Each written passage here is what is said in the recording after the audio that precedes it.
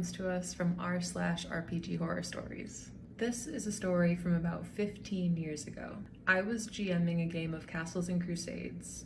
One player had a true neutral druid. The story involved the players investigating who was behind a sudden rash of goblin raids against a previously peaceful farming village, and if possible, put a stop to future raids.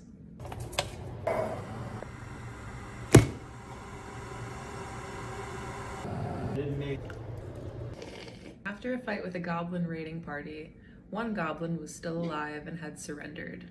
The players questioned the goblin about who was coordinating the raids, but it soon became clear that he was just a lowly grunt with no real knowledge of the higher-ups. However, this is when the druid decided that he didn't believe the goblin. With the goblin tied up, he announced that he was getting his knife. "I'm going to make him talk," he said with a certain glee. He then threatened the goblin if he didn't reveal the commanding mastermind. I announced that the goblin was scared, but repeated in a cowering voice that he was ignorant of such things. Okay, he had his chance, the player said, and started to go into a graphic description of...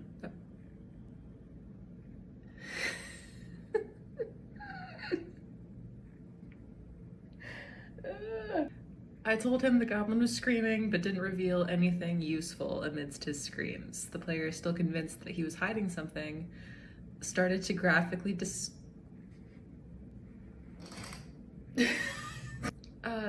At this point, it was clear that the other players were getting a little uncomfortable about the player's apparent sadistic glee in the graphic descriptions of torture.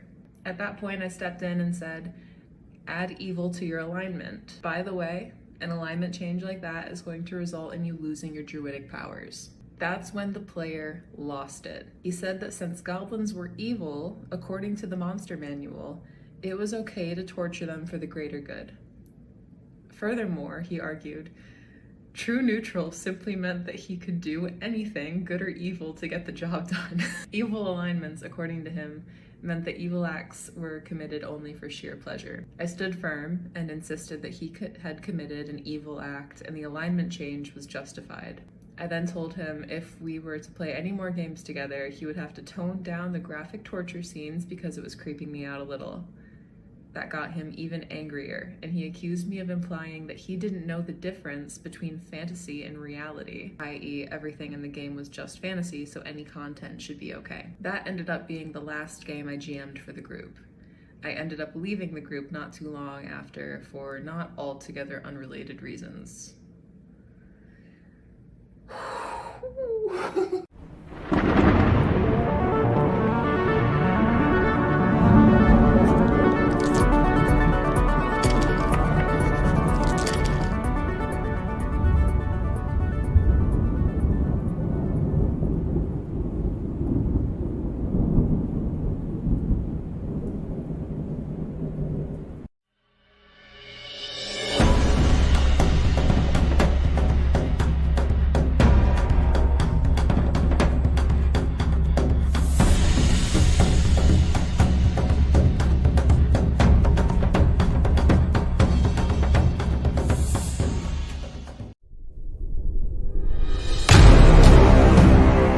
Trollord Games. Join the fray.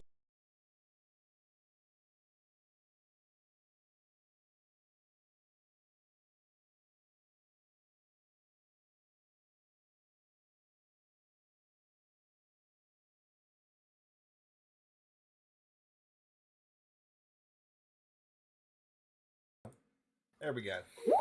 Have we tried turning it off and turning it back on again? Exactly. That's what was required of it. Yeah. Damn mutants. You tell him, Ranger Harley. I want a refund from George. Hey, what's up, Folk and Myth? How you doing? That's the folks that are streaming before us and after us. Awesome. It's going to be a fun day today. They should be right in here in just a few minutes. Thank you, Ranger. I appreciate it. Hope everybody's had a good day today. That's right. We'll see you after the game. Oh, mercy. Well, let's see here. Whew, I'm tired. It's already had a hard day of work for me. Now I get to relax and tell a story. Characters. No. No. Oh, no. There's no I don't laugh. think you would kill my character live on a charity fundraising event. Now, would you? Like No. that'd be mean. If anyone reserve- donates $1,000, Yeah. just a bounty on your head. Yeah. There we go. There we go. And my dwarf won't go for any less than 5,000. That's 5 cents. 5 cents. Take it or leave it. I don't have stream. I- That's next month. We'll have. I'm gonna have it set up to have. Man, my brain is just flew away.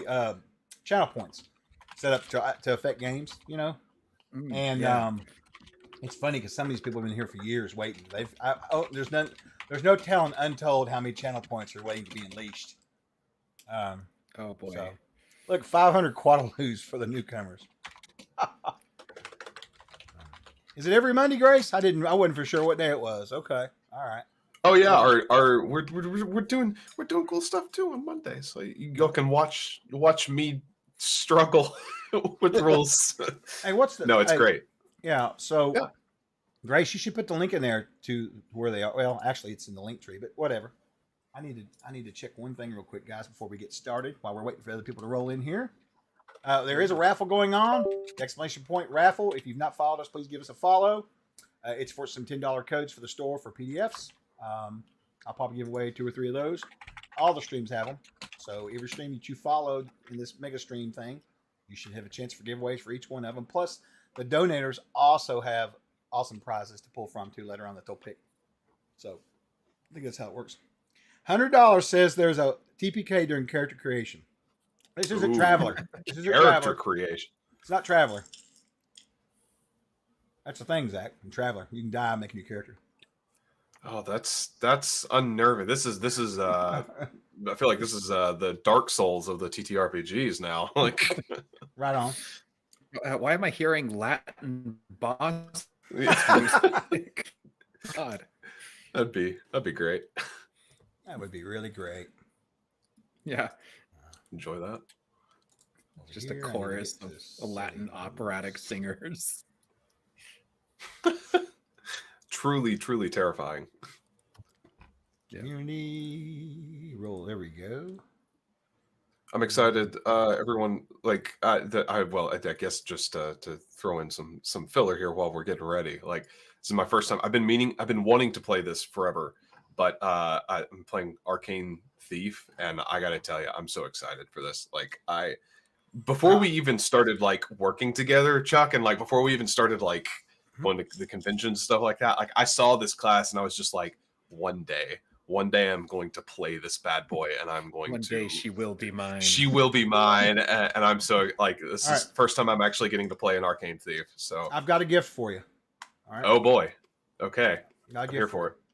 Okay, At my table, when you play an Uh-huh. Arcane Thief, not only can you steal spells, that you can still spell like abilities.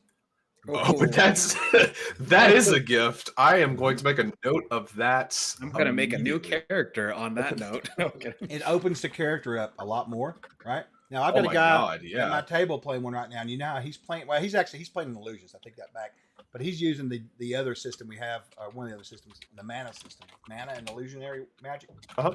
He is loving it. He is loving it. Yeah. Let me tell you. Oh, Pretty cool. I have to say it's pretty cool. I'm super excited. Yeah, like I love class abilities Yeah. that basically just let you say fuck you to other players and Right. other creatures. It's Right. my favorite. Yeah, Redhead. This is definitely a death match. No, it's not really. Suddenly they're in an arena I'm gonna lose fighting each that. other. It's gonna be 4 hours them Yeah, fighting you- each other. I would actually be interested to see it, like unironically. Like Hey, Mark. I don't know.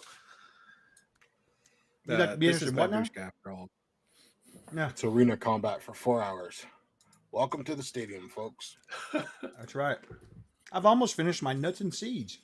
Ooh, All right, so I got that This set isn't even up. his final We're good. form. Round 1, fight. I run away. Ding, ding. All right, so we 5 are here pygmy today. boats show up. We're going to be raising money. I had a widget up. It showed you how much was being raised, but unfortunately, it's not working on their end.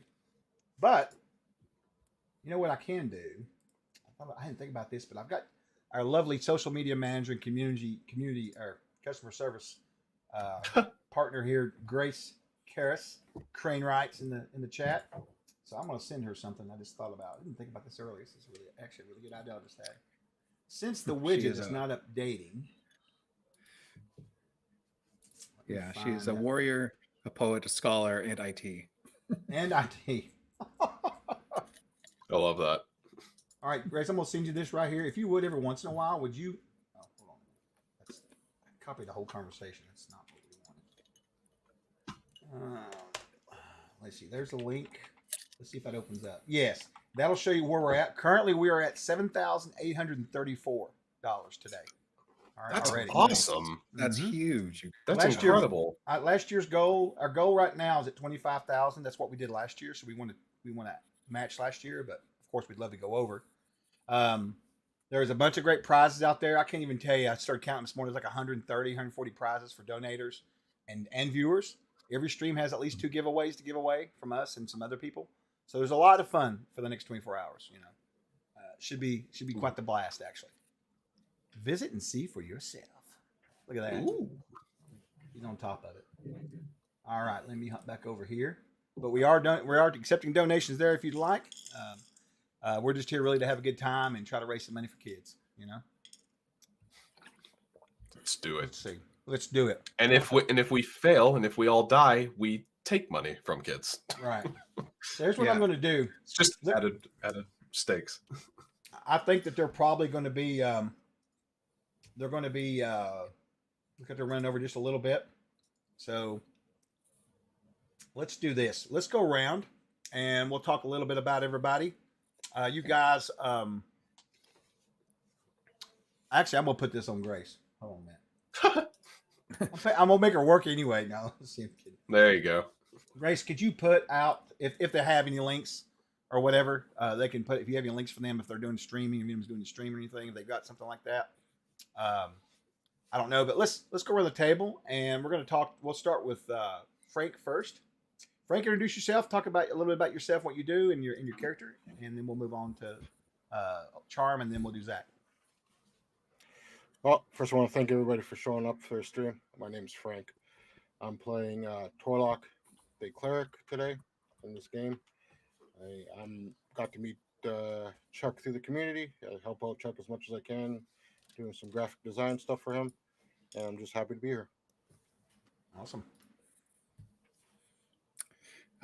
Hello, I'm Charm. I'm known as Old World Charm. I am the president of Charmed Fantasy. I do Twitch streams almost every day, running tabletop role-playing games. I'll be doing one actually an hour after we finish here. So if you're got a craving for more action, of course, support wherever you can. I think you guys are doing more actually today, so I don't want to take away from that. But at least give me a follow there, Instagram. Yeah, I'm a full-time game master and really happy to be a part of this esteemed community. I am really, really happy with Castles and Crusades and supporting St. Jude's. So this is my happy spot right now. Awesome. And we're glad to have you too. Absolutely wonderful. And last but not least, the great Ira. Oh, it's me. Hi, I'm Ira, also known as Zach by my birth name. I will be playing Theus Allman, the gnomish arcane thief in today's campaign. Also, I don't know if you've been to any of the conventions in like the past year or so. I help work with Trollord Games. You'll see me in the booth, and I'll actually be there coming up in GaryCon, which is just shy of 2 months away, which is kind of crazy. It feels like it was I don't know. It feels like we were there just like a few days ago, and yet here it is happening again. It just seems like it never stops. But really it really does. But I got to know TLG actually through Grace, who I have known for, God, I don't know, Grace, how long? It's probably been like 5 years, 4 or 5 years now. Like, so it's something like that. Known Grace, met through a mutual acquaintance and became fast friends and got to be involved with this and have enjoyed playing Castles and Crusades and working with Trollord Games for a long time. And am trying to do a little more behind the scenes stuff, but am super happy and thrilled to be here and appreciate everyone watching and donating. Like that's really awesome. You guys You guys are the best. Grace, I think he said 45 years, not 4 or 5. Yeah, 45 years. Yeah, so. We met while we were still single-celled. No, it's a coven of vampires. I heard. I heard you guys just drink blood. Yeah. We're actually a part of a cult together. Right. Well, it's really going off the rail. Oh, yeah. Yeah, Grace is like, hey, you want to join the cult? And I was like, cult stuff? Where's the Yeah. Kool-Aid? Yeah. Dude, I love cult stuff. Nothing like the good old cults. Anyway. Yeah. Like Dungeons and Dragons and other Yeah. tabletop games. For legal reasons, it's a joke. I'm just shy of having lived through the Satanic Panic. Like, I'm only 30 years old, and like, I'm so glad I didn't have to endure that. Like, You know, it wasn't fun that bad times. for a lot of people. Now, for me, it was in sort of a way. A lot of our friends' parents got upset, so we did the whole secret thing for a little bit. At one of our guys' houses, and I'll tell you what. I'll just tell you the story. I don't think you've heard it, Zach. Maybe not, but I started playing 76. I was 9 years old, and I started playing with the Holmes Basic set, and literally, my buddy was out walking down the road one day. He's a year older than me, and I said to my best friend, I said, "Where are you heading?" He goes, "I'm gonna go play this new game that come out. We're gonna go play it." I was like, "Okay." And of course, that changed my life forever. Oh, look, there's the Hobbit. Hello, beautiful Hobbit. Bye. All right, bye. I'll see you later. Good talk. Anyway, so I went and joined them and changed my life forever, of course. But the interesting part about this is we played for about 2 years with this guy because we would go over there and the parents wouldn't be fussing, nobody would say anything. But he really liked to kill your characters. Like, he was really into it. Like, he kept hash marks in his DM's guide, right? Oh, And God. every time he would kill one of us, he would make a little hash mark, 4, 5, go on about his business, Sure. that kind of stuff. And then we really got aggravated about it, really upset. And then this was about 2-3 years we did this. And then, of course, I think it was 79 or 80, 79 maybe. The Monster Manual came out, and then eventually the DM's Guide and the Player's Handbook for Advanced Dungeons and Dragons. And my mom, somehow she called one of my friends and found out, and she got me the books for Christmas, right? I was so thrilled, right? And I thought, man, this is awesome. So we started playing without him, right? This went on for probably about 3 weeks before he discovered it, that there was a coup going on, as you call it, or whatever. And he demanded to be in the game. So he got in the game, and we were playing, and all I could think of was, man, all these years you've just killed us over and over. And I remember we were playing Castle Ravenloft, and we were up on one of the walls of the towers or whatever, and he was fighting a white, and that white had 10,000 hit points. I was going to kill him or die, right? So he ended up killing him or whatever. I was just, because I was young, I was revenge. And he handled it pretty good. He didn't come back and play anymore. But I will tell you how it ended. In my original Dungeon Master's Guide, there is one hash mark up here in the corner, and it's for him. Thanks, Mike. Oh, I appreciate it. And that's how that That's story great. ends right there. So I got my revenge a little bit, so not too bad. But I don't know. I'm It's in just a funny story. danger. Do what? That's funny. Oh, Yeah, good story. Good Awesome. story. Anyway, That's we're here to great. raise some money. We're going to run a story today. This is where the force gives way. And I'm Chuck Cumbo, community director for Troll Lord Games, and we're just going to have a lot of fun. We're here to entertain you folks. So if there's not enough blood, let me know, and we'll see what we can do about it. All right, that sounds pretty fair. yeah, so- absolutely. Yeah, so let's just dive right in. How about what do you say, guys? We're going to take a break around 4 do it. p.m. Eastern, 3 p.m. Central, so you guys know it's watching. So you can plan for that for about 10 minutes. Get up, stretch your legs, put the dogs out, listen to the wife's complaints, whatever we've got going on. So, All right, let's get into it here. All right, we're going to be playing in the world of Greyhawk today with Castles and Crusades. Just because it's such a malleable system, you can play in any setting. You can take any other game system and insert it into it. I use a lot of AD&D because old school and all that. So, in fact, my guys here, we just got through going through we did a mini adventure of White Plume Mountain, which I'll be running at GaryCon, which is an old AD&D adventure, one of my faves. So good stuff.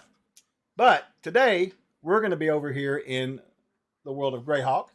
As you can see, this is the Woolly Bay, and it's very close to the free city of Greyhawk, as you can see. Now these guys here are going to be basically traveling through the gnarly forest, which is located up there.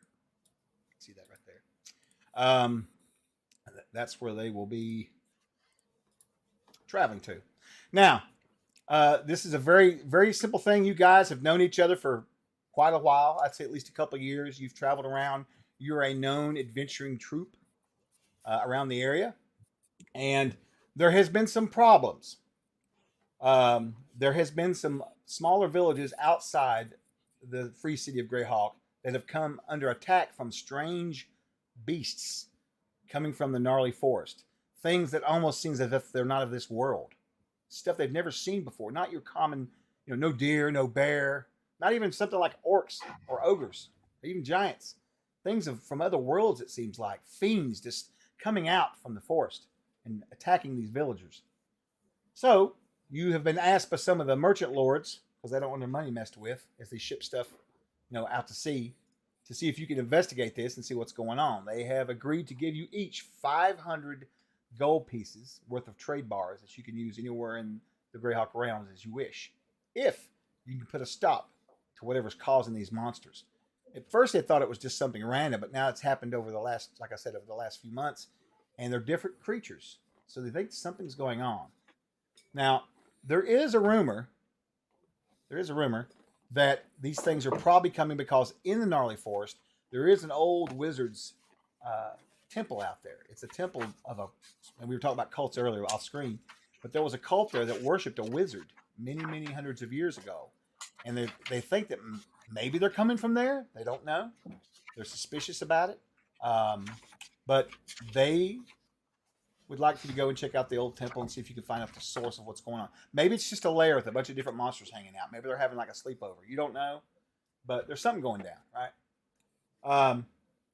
In the middle of all these discussions and talks and the many nights at the tavern, whatever, getting your free booze, while they try to ply you to do this, you do discover some other rumors that there supposedly is 2 ways into this temple. The front door, and there's a secret entrance somewhere located within the gnarly forest that has a contained hidden secret entrance that can lead you into the temple a different way. Now, obviously, that doesn't do you a whole lot of good right now. You're not sure. You probably should at least check out the temple, but at least you have that good information there. There's a secret entrance. This wizard was a wizard that was known to travel the worlds. Not just here, not Earth, but through dimensions, time and space. He was a very powerful one. He hasn't been alive in over 3,000 years, is the rumor. Their understanding that back in this area, centuries and centuries and centuries ago, before it really got settled heavily, he was one of the main persons around here who actually helped settle this land and build the civilization that here now. But it came out to pass that a lot of this was alternative motive for him, attempting to gain minions to form this cult that he created. It was almost like, if you think of Conan, you remember the cult in Conan, right? And how that all worked out, right? Same kind of thing. He's the high priest, the high wizard. So that sort of what the thing was. Anyways, so that's where you guys are left. It is a nice sunny morning on a Saturday, and you guys are heading out from the free city of Greyhawk. You've got all your equipment, and you guys have got horses, and you're basically going to be traveling toward the gnarly forest. Now, let's do this. Oh, I'm here to beat up this grand wizard for free. I like free. that. I don't even need to get paid. That's right. That's right. Oh yeah. Or whatever's left. Maybe it's just a lich. You don't know. All right. Never mind. Yeah. Oh gosh. I'll Right. let you say. Put it in I'll let reverse. you Put it say. in reverse, Terry. Right. Now, before we go get farther into the story, let's talk a little bit about your characters first, because I need a little bit of information too.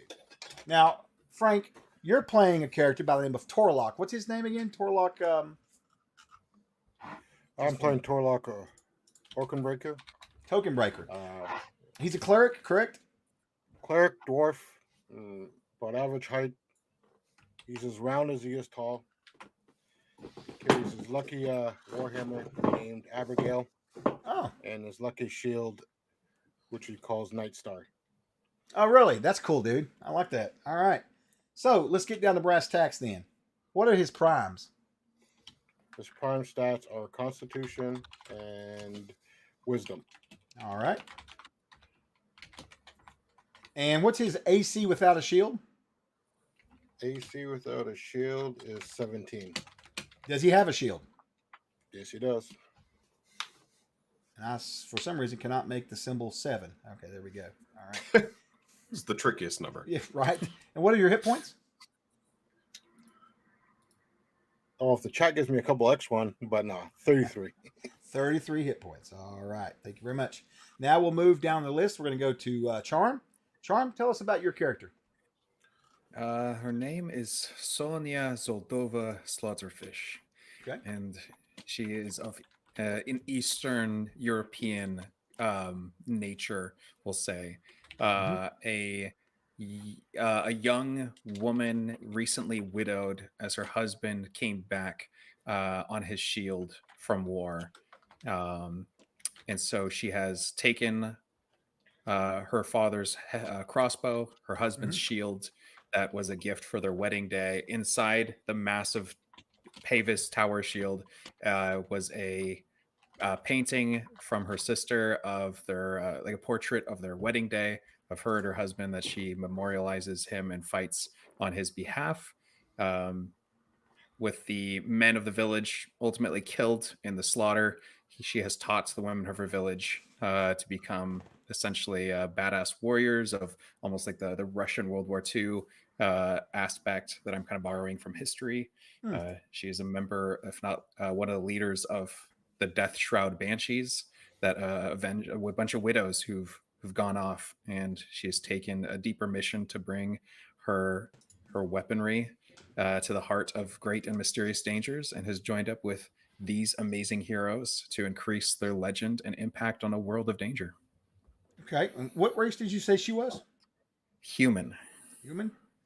Okay. Yep. And she is, what class are you playing? Oathsworn. Oathsworn. I have a guy playing one, thankfully, in my campaign right now. He was my first. I love it. There's something else. They are something else. Yeah. And what are your primes? my prime, so because of human, I believe I get 3, as I understand it. Absolutely. Dex, Con, and Charisma. And which one is your class prime? Of the 3? Oh, do I get an additional class prime, or is the one of them is so defined by your class? Charisma is the class then? Yeah. Okay. So Charisma, Con, and Dex. All right. What's your wisdom? What's your is your wisdom a prime or no? It's not a prime. It's not a prime. Okay. And what is your wisdom score? 12. And what's your Zach? My wisdom score is also 12. Sorry, Frank. I'm sorry. Oh, Torlock. Wisdom 16. 16. All right. My things got out of order with the camera, so I'm not putting the wrong stuff down. What's your armor class, Sonia? Let's see. Sonia's armor class is 16 base. I have a miscellaneous modifier of +2 against evil. So if something is innately of an evil typing, I get 18 to my AC. Okay. And you have a shield? I have a Pavis shield that once it's down, it gives me a 24 AC. So what's its from bonus? only attacks coming Its from the bonus is direction. It's +8, right? A +6. +6. That's what I mean. Yeah, but only from enemies opposite of the shield. Right, and that's a +6. So without the evil, you would have an AC of 22. If 22, yeah, without evil. All right. What's your hit points? 28. 28. All right. Thank you very much. And last but not least, Theus. Tell us about your character. Yes, I'm playing Theus Allman, the gnomish arcane thief. He's standing at a towering 3 foot 8 inches. Male, has dark jet black hair that he keeps very well combed and groomed, as well as a large kind of handlebar mustache that extends out a few inches from his rather large broken nose. About 105 pounds, 34 years of age, very young, but with piercing blue eyes that seem to flare kind of almost this electric sort of radioactive blue whenever he's in the midst of combat. He is a man with a bit of a grudge, and has more or less taken, to a degree, the law into his own hands when it comes to certain things, as his brother Killian was an absolute prodigy growing up with magic. Whereas Theus was more inclined to kind of the martial, sort of mundane sort of aspects of life. Killian was very much again just a magical prodigy that was taken and was supposed to be groomed and turned into this incredibly powerful mage that would be capable of benefiting not just the family but the entire region. But unfortunately, it was basically a lie, and Killian was used in a series of just fairly intense and unethical magical experiments, and it ended up claiming Killian's life. And now Theus, having lost his brother, whom he was so very close to, views magic as dangerous, and that if not given the proper respect, which few seem to do, it should not be in their power to use. And so Theus very much sees himself as kind of a judge, jury, and executioner to magical malpractice. And he is now very much a man on a mission to rid the world of especially when it comes to arcane magic. He understands and kind of has a bit of respect towards the divine, seeing as how this is magic bestowed by a greater power and entity, at least in theory, and that there is a degree of accountability there. However, arcane users do not have that level of accountability. And as such, Theus is a man ready to take the law into his own hands. Okay. All right. So, Theus, if you would, give me your primes. Absolutely. Intelligence is my class-based prime, and dexterity is my other prime. Okay. What's your wisdom score? My wisdom score is 12, a +0 modifier. And what's your AC without a shield? Yes, I do not wield a shield, and my armor class is 17. 17. All right. And what's your hit points? 28. 28. Thank you very much. And we are being rated. Come on in, Folk and Myth. Come on in. There we go. Welcome. All right. Grace, could you give them a shout out for Folk and Myth? Awesome. How was the stream over there? You guys raised a little bit of money? I hope you did for the kids. I'm sure you did. Everybody's so grateful. So, That's awesome. The word giving is the word That's I'm looking for. cool. Yeah, that's awesome. Come on in, give us a follow. We're just getting started. We're going through characters, and I think I've just finished up the last of the hit points here. We're almost ready to start into this forest, right? Yeah, that's a good word, Lee. And how are you doing, Lee? Good to see you. Good to see Found. Welcome, Router. Good to see you. Got a lot of new folks in here. OKSGM. Hey, I saw you the other day on the meeting. That was nice. Good to see you. Let's see here. Who else we got coming in here? Misterly Pester. And there's Charmed hanging out. Okay, lots of folks. Come on in. Where were we? So you guys are very well. You come over from Raids. You know what we're doing today. I just want to tell you guys from Troller Games, thank you. We just appreciate you being here. All right. Passing the torch. That's right. Keep up the good work. I hear you. Now, these fellas here have left the free city of Greyhawk, and they are traveling to the gnarly forest to investigate an ancient ruin that used to contain a cult that worshipped a wizard many years ago. The name of the adventure is Where the Forest Gives Way. So, you guys have left the free city of Greyhawk. The past week, being caroused around town, plied with drinks, they've done everything they could possibly do to get you convinced to go do this because they're really worried about these villages being attacked by these strange fiends coming out of the forest, right? And to be honest with you, you're probably not the first Grinching group that turned them down. You have accepted this. But once you get outside of the city and you guys are on the road by yourselves alone, you finally get a minute to breathe and actually talk to someone yourself. You've not had a chance. And so you're going to start on your horses and just start traveling that way. It's going to probably take you about, from where you're at right now, I would say it'll probably take you about 2 days or so to travel. We won't go through all of that, but while we're traveling the 2 days, if there's any conversations you guys want to have prior to entering the forest, now would be the time to execute them. Introduce yourselves. Well, you know each other, but it doesn't matter. You can still talk. So one thing that I take with me when I travel, I have a pack goat that has two small kegs of wine on each side of my goat. All right. A My pack goat's goat? name, a pack goat. He just Jesus. carries my two kegs of wine. His name's George, All right. and I love it. if need be, he can be sent back to the free city of Greyhawk with a message in his saddlebags if we ever get in trouble. Right on. Okay. Okay. Good to know. Yes, for as far as drinks and libations are concerned, Sonia Slaughterfish travels with a wyvern skin filled with vodka. Oh, really? Hmm. Are you carrying any alcohol? We might as well ask this. Yeah, Theus actually doesn't typically drink alcohol, but he does have he has two water skins. One is filled with water, and the other is just chock full of coffee. And you see him throughout the day, just kind of going between the two, using his own little magic to warm it back up. So he's always got piping hot coffee ready for the adventure ahead. Okay.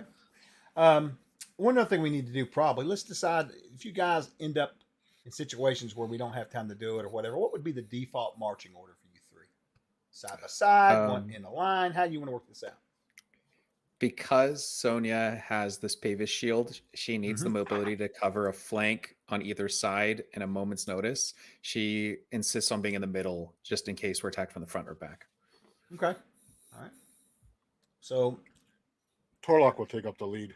Torlock and George will lead the pack. all right. So the pack goat will take up the leads, what I'm hearing. All right. Alpha goat. Alpha goat. That's right. We Okay. have the test goat for traps. Oh no. So then it's going to, let me see here. Let me make a note. All right. And we All right, do have then. a trusty 10-foot pole with us as well. Oh, thank God. That's a big problem, especially That's the forest, most let me important. tell you. Yeah. Is that one of those Stanley water skins of the straw? Rick, chat already being funny. All right, so 2 days have passed. You guys arrive at the entrance to the gnarly forest. You've entered in. Now, you guys, there is a trail that runs through the forest here, off of the main road. It's fitting enough for you to ride horses on. If you want to take your horses into the forest, that's fine. I'm going to assume you're doing so, unless you tell me otherwise.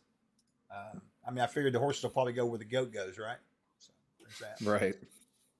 And you guys will enter this forest. Now, the gnarly forest is an old forest, a lot of old growth, a lot of large, gnarled trees. The canopy, once you get in, I would say probably 20, 30 minutes in, it starts to get really dark, right? It's a pretty thick canopy, blocking out a lot of sunlight. But, as the light comes through, shining down, it shines down. You've got these rays of crystal rays coming through. It's really beautiful, actually. You can see little motes through the trees.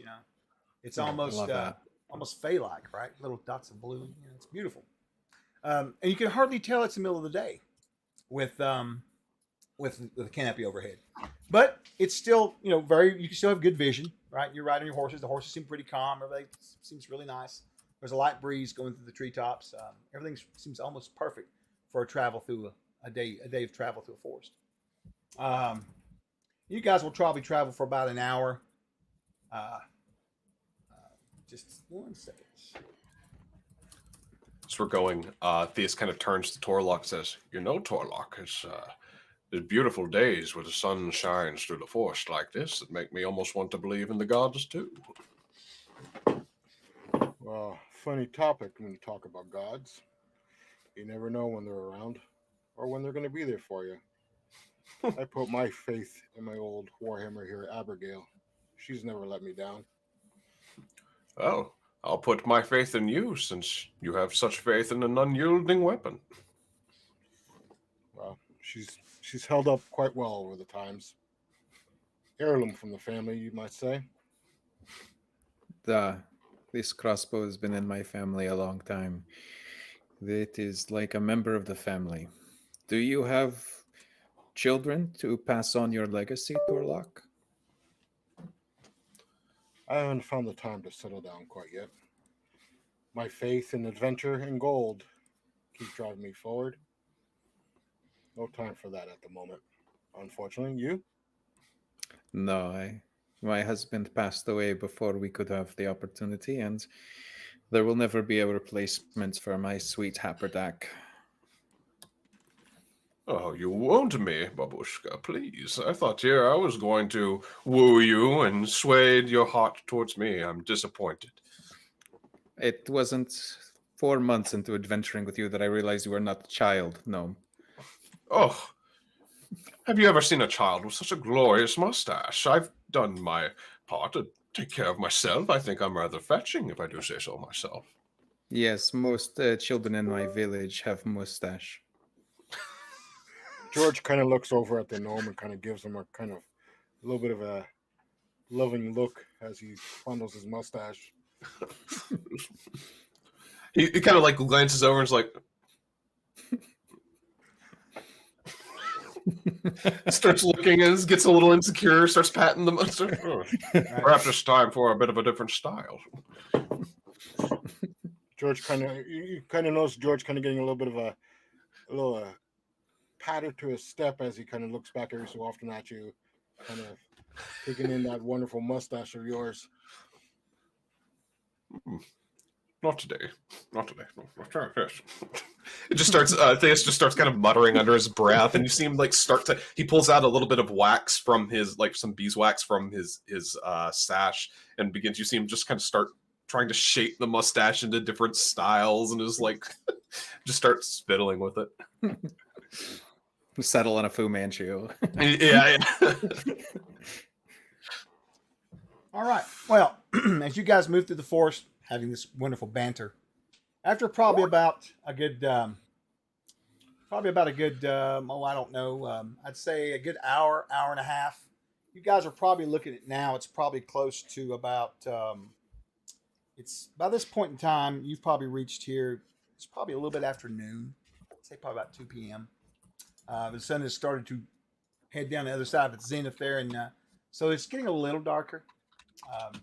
But you notice something interesting. Over the last few minutes, it seems that the birds chirping and stuff has sort of died off. And all you can hear now is the sound of the wind going through the canopy above. You look around and you notice you've not seen any rabbits or squirrels or anything probably in the last little bit either. It's eerily quiet, but still appears to be just the regular forest. This path that we're traveling down, do we notice any other type of hoof prints or wagons or anything along this road as well? That is a really good question. When you guys sort of stop to look around, you're sort of in a bend, right? And I don't think anybody here has any tracking abilities in the group natively, right, for the character classes. So let's do this. No. I want everybody to everybody give me a wisdom check, if you would, please. All right. And We were What just do you rolling want this Yeah. on our ends, right? Did you have a yeah. place you wanted? Okay, No, gotcha. you just roll it and Uh, it's tell me what you get. Oh, 18 plus 2, dirty 20. Okay, so is that a prime or non-prime for you? That is a prime. So 20 prime for Torlock. Hey, Gabriel. that'll be an 18 secondary for Theus. Okay. And- a 19 secondary for Sonia. I just rolled a 19 on the die. I don't think I have any modifier I'm adding to it that I can see. Just your level. Because I was just add my level. Oh, if that's the Okay, case. 22. Yeah, always Well, add your level in fuck, checks. There's a little formula no. right above the attributes. You'll see a little formula. Oh, there. okay. Yeah, okay. You like Chuck? You like how I'm like literally looking at that, and I just still didn't do it. So I do it on listen, I do it on a daily basis with everything. So it's fine. Yep. and that's actually a 23 secondary then for Theus. Okay, Yeah. that's a little better. That's good. And So 25 for me. Sonia has the ability to perceive evil 50 feet away in all directions through That's good to 3 know. feet of wood and dirt. Let me make a note of that. Yeah. Which I just recall now Zach would have helped us when our goblin ambush. I could have yeah. perceived them through the wood and dirt. That could have, yeah, you would have had that little tinkly up above you. Yep. So you guys, you get off your horses. You're looking around. You know, thinking, hey, it's gotten quiet here. Torlock will motion you over, and you can see what looks to be old pavers sunk into the earth with moss and grit covering them up. They're not even really noticeable unless you get off and just start looking around. And you can find the signs of what appears to be an ancient, ruined road buried beneath the grass and the earth, the topsoil here. It's probably very ancient. But what drew him to this was the fact that you do find what appears to be several pieces of, looks like limbs, branches from trees that have fallen, but they're snapped as if something heavy stepped on them. And not long ago, probably in the last week or so, you know. So something came through here and broke those branches, just tromping on them, right? Of course, it is a forest. There's going to be things running around the forest, right? But again, it's become eerily quiet here. Probably, I'm going to assume you guys are probably going to try to check down the trail a little bit just to see if there's any difference. And when you do, probably you walk another 5 or 10 minutes down the path, you will see signs of life coming back in the forest, and no other signs of anything coming onto this trail or off of this trail, except back where you found them old pavers buried in the ground. So it's almost like there's just a segment of this road that's like almost out of place, out of time, almost like there's like it's different. There's What like has no happened- clear indication. Right. It's like there was probably another road here at some time hundreds of years ago. And Right. It's become almost non-existent as the forest is taking it over. But Sure. you know, with him noticing there's the evidence of something traveling there, he also discovered you unearthed these old bricks. You realize there was a bigger road here at one time going deeper into the forest. This trail kind of Right. turns and starts heading out like it's going to scout around the edge of the forest, almost back Okay. out, heading south. Sure. And this Can we follow this old the road road? heads directly west into the gnarly forest. Well, seems like we have our choice ahead of us. It is easy choice. Deeper into the forest. I was afraid you'd say that, but I do suppose this is the best option. Don't be afraid, little one. Thorlock will protect you. My hero. George, watch the gnome. George the goat. Watch the gnome. You really just gave your goat a directive? Is that what I'm hearing? Yeah. Want to make sure that the gnome doesn't get scared away. I'm not so easily startled. I'd be more afraid if we lost poor George here. George knows what to do if he gets in trouble. And he's the best of us. I feel like George has outlived us all. Like, You guys are a serious mess. Seriously.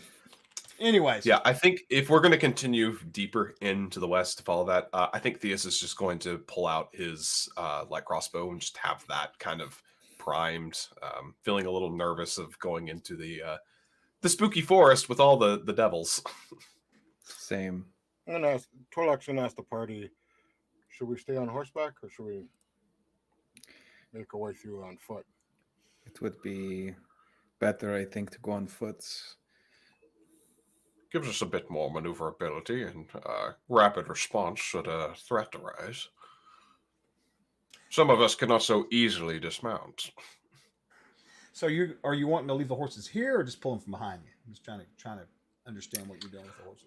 We could like daisy chain them from Yeah. George. Yeah, I think that'd be fair. We can take them with us, but like be off. Well, yeah, Right. with George knowing what to do, that would be a safe True. bet. No, that's true. That's very true. All right. That's true. All right. So you're gonna daisy chain these horses together. You guys start heading out in your marching order, probably one behind each other with these horses. Now, are the horses just being pulled at the rear?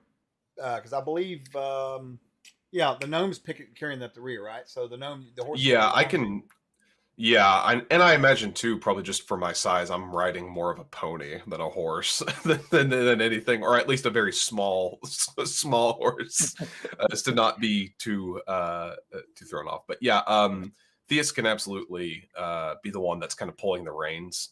Mhm. If we don't actually want to tie them to George, if we do, that's fine. I can also just take the reins and make sure they don't get too off track. Yes. Right. Sonia's is like a farming plow Clydesdale. Not, as big as Warhorse, but not a Warhorse, knows nothing of that sort of life, and she would walk beside it with her eyes just barely going over the saddle. Love it. All right. So you guys head deeper into the forest. You've got these horses pulled behind you. And after probably about another hour, it starts to get darker, of course, as the sun is setting closer. It's probably about 3:30 in the afternoon. Starting to get low in the sky now a little bit.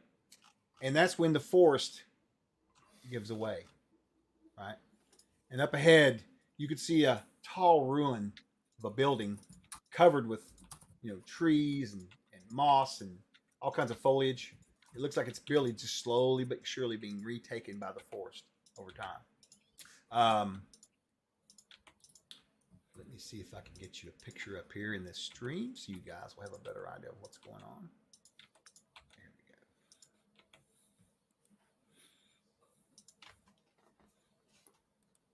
There we go. There it is.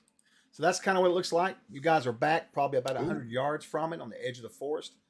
There is light coming through and shining down upon it, but the canopy still kind of comes over it. So anyone from probably in the air would probably look down and just see the leaves and such. They might make it out, but maybe not. But it's been sunk way back in here a good ways. It appears that probably at some point in time there were some doors on the front of it, double doors, but they have long gone by time. And you guys are just kind of standing there looking at it. Oh, good. A clue. So then he just says flat, like she's stumbled across a murder scene. This is gorgeous and terrifying at the same time. Yes, but what about Temple? Yes. Yes, the temple. Well, I suppose that this is as good a place as any to start in our search for this mysterious darkness that seems to be plaguing the lands. This is front door, though. I do not like front doors. Do you wish to find a back door?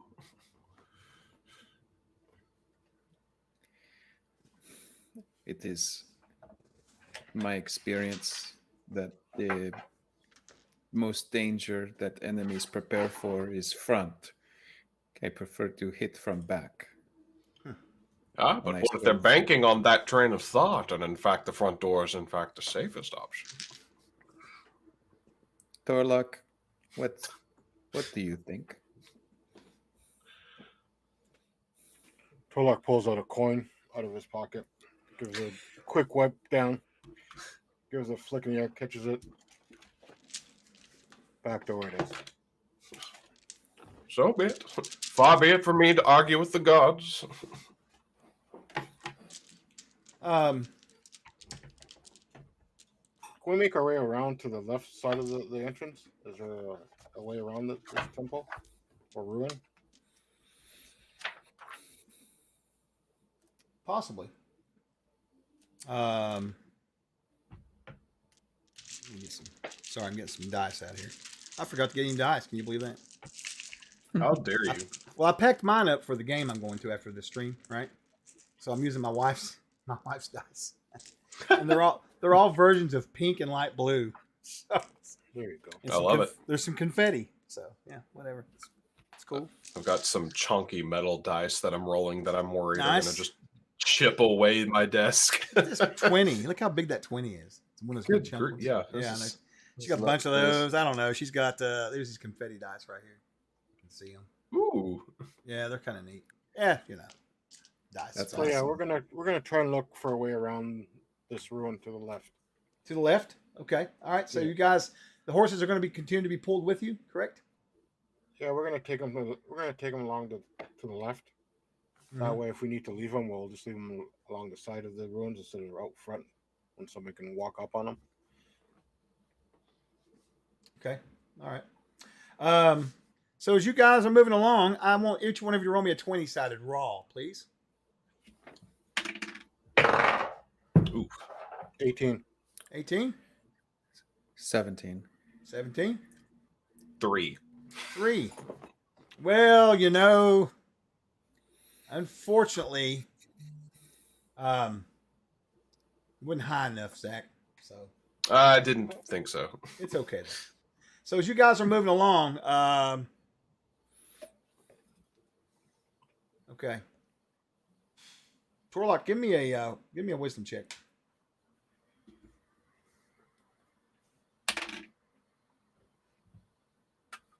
27. 27. That's prime or not? It's prime, right? Prime, yes, sir. Okay. Check something here. That was a natural 20. Nice. Nice. Nice. Very good. Very good. So you are not going to be surprised by this beast. It leaps upon the group. The other two will be surprised, unfortunately. They don't have All right. their wisdom's not really high enough for what I was looking for. This guy's barely perceivable by you. But luckily you will be able to you'll be able to deal with this. So what's going to happen is as you guys are moving around and going on the back of this creature comes leaping out of the forest. It was almost as if it was camouflaged in the trees. The thing is, it's a very strange looking creature that you've never seen before. A very odd looking creature. It's basically probably about, I'd say it's probably about 6 or 7 foot long, right? It's got 4 legs. It's got 2 tusk-like fangs that sprout out from its lower jaw, right? It looks almost like it's got sort of a wolfish look to it. It's got really coarse hair. The ears are very pointed. It has almost a wolf's back on it. But the claws, there's looks like 4 or 5 claws with talons on them. The mouth is very ferocious as it opens up. It's like that, right? But what's the most unnerving thing about it is it's got 3 eyes. One in the center, up top, and then 2 regular ones. And this thing leaps out. It's very silent. But once it's in the mid-air and it's already committed to this leap, it lets out a howl, a roar, if you will, that's just terrifying, right? You guys have never seen anything like this before in all the time that you've been adventuring. This thing is unlike anything you've ever seen. So I would like everybody here, if you would, please give me let's do a charisma check. Squeaky toy. Oh, that's a natural 20 for a total of 25. All right. 15 prime. 15 Oh, yeah, prime. secondary for mine. You just 14. say secondary or non-prime. Either one works for me. And what did you say? 14 secondary. 14.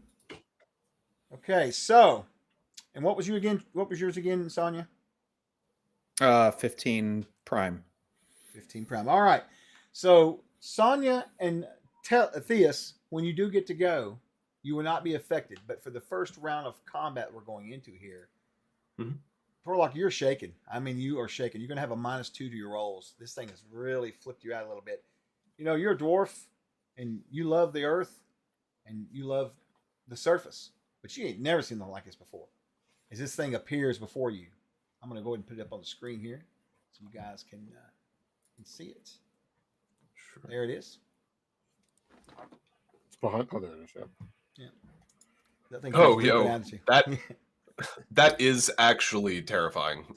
It is a little bit. I won't deny Tas- it. It is. Tasmanian baboon cat. I was about to say it's like a baboon and a cat just had a horrible mutant baby. Like, Well, this thing is going to leap. There's not going to be a surprise from you, Torlock. As I said, you were not surprised by it. So here's what we're going to do. Me and you're going to roll initiative.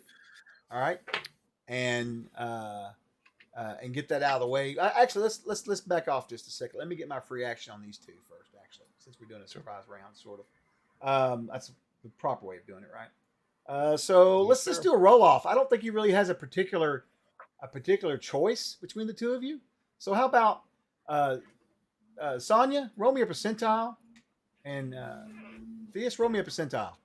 Whoever gets the highest roll will not be attacked by the beast. Okay. oh boy. Oh, that's not good. 72. Oh, 30%. He was crushed. So it is going to be the gnome. I thought about the gnome originally because he's easy, small. It's very fitting. The It's small very fitting. prey, yeah. That's right. It's fitting. That's right.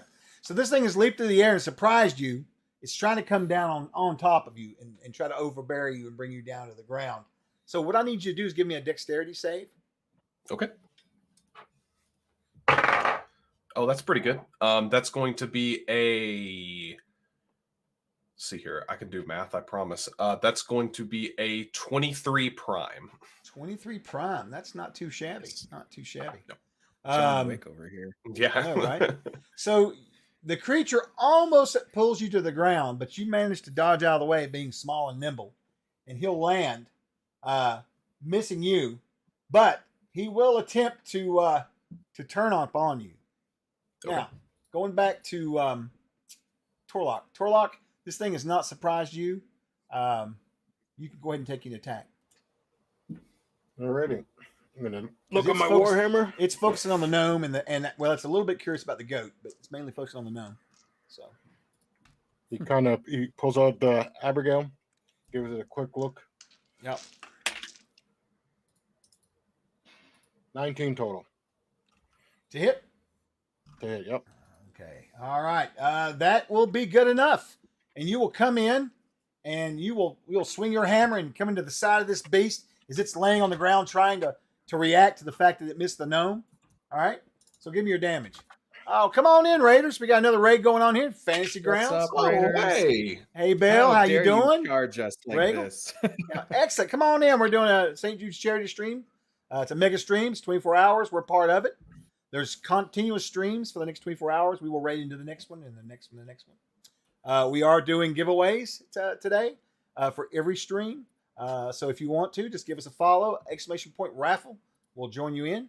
If you're coming over from YouTube or Facebook, you will have to unfortunately join us over here to get in on this because Facebook and YouTube they all just don't get along as far as integration goes. So this is the best we can do for now, but you're welcome to. We're giving away some $10 codes for PDFs on our store. And there's also other prizes for the donators that they'll get later on for continuing to donate. So yeah, we're in the middle of our first fight. These guys are traveling through the gnarly forest just outside the free city of Greyhawk, and they have met this creature near some ruins. And they're investigating the rumors of fiends all through the forest. Go ahead, Torlock. What was your damage? So 8 plus 4 for a total of 12. 12 Nice. points. All right. Man, it's easy peasy. Like that. So you cut into the side of it and you give it a pretty good blow. And it lets out sort of a loud yell as it takes the damage and it's hurt. You definitely did some damage to it. Now we're going to go around to a regular round of combat. So what we're going to do here is we're going to go through and Torlock, what do you want to do now? This beast is basically turning to you because you're the one that damaged him, right? And that puts him facing away from Sonya and Tellus. So what do you want to do this round? Just continue Yeah, to I'm going fight? to do another melee attack on him. All right. How about you, Sonya? This creature has been distracted by the dwarf. I'm bringing my crossbow to bear to fire. Yeah. Okay. All right. And then so you're doing a ranged attack. And how about you, Theus? Yeah, is just so I understand, is this creature still close to me? Is it up on me? Like It is not up on you because I rolled over here and you kind of ducked away from it. ducked So away from is- it? Okay, perfect. Yeah, you are directly behind it. Sonya's off to your left. She's pulled her crossbow out to aim.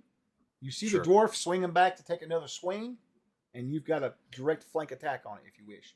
Sure. If possible, then for my action, I would like to essentially move over to behind Sonya. Okay, so this action, you just want to move behind her, right? Correct. Yes, I'd Now, like to use my movement to get over there. Okay, well, Sonya is within 15 feet of this, or within 5 feet of this creature. You all are. So if you Okay. want to move 15 foot and still take an action this round, you can. Okay, perfect. All right. So All right. I'll do that. So I'll kind of move around, and then I'll use my action to shoot my crossbow as well. Okay, so 2 ranged and a Right. melee. Is that what I'm hearing? All right. I would also like to use my 15 feet to move back, or to.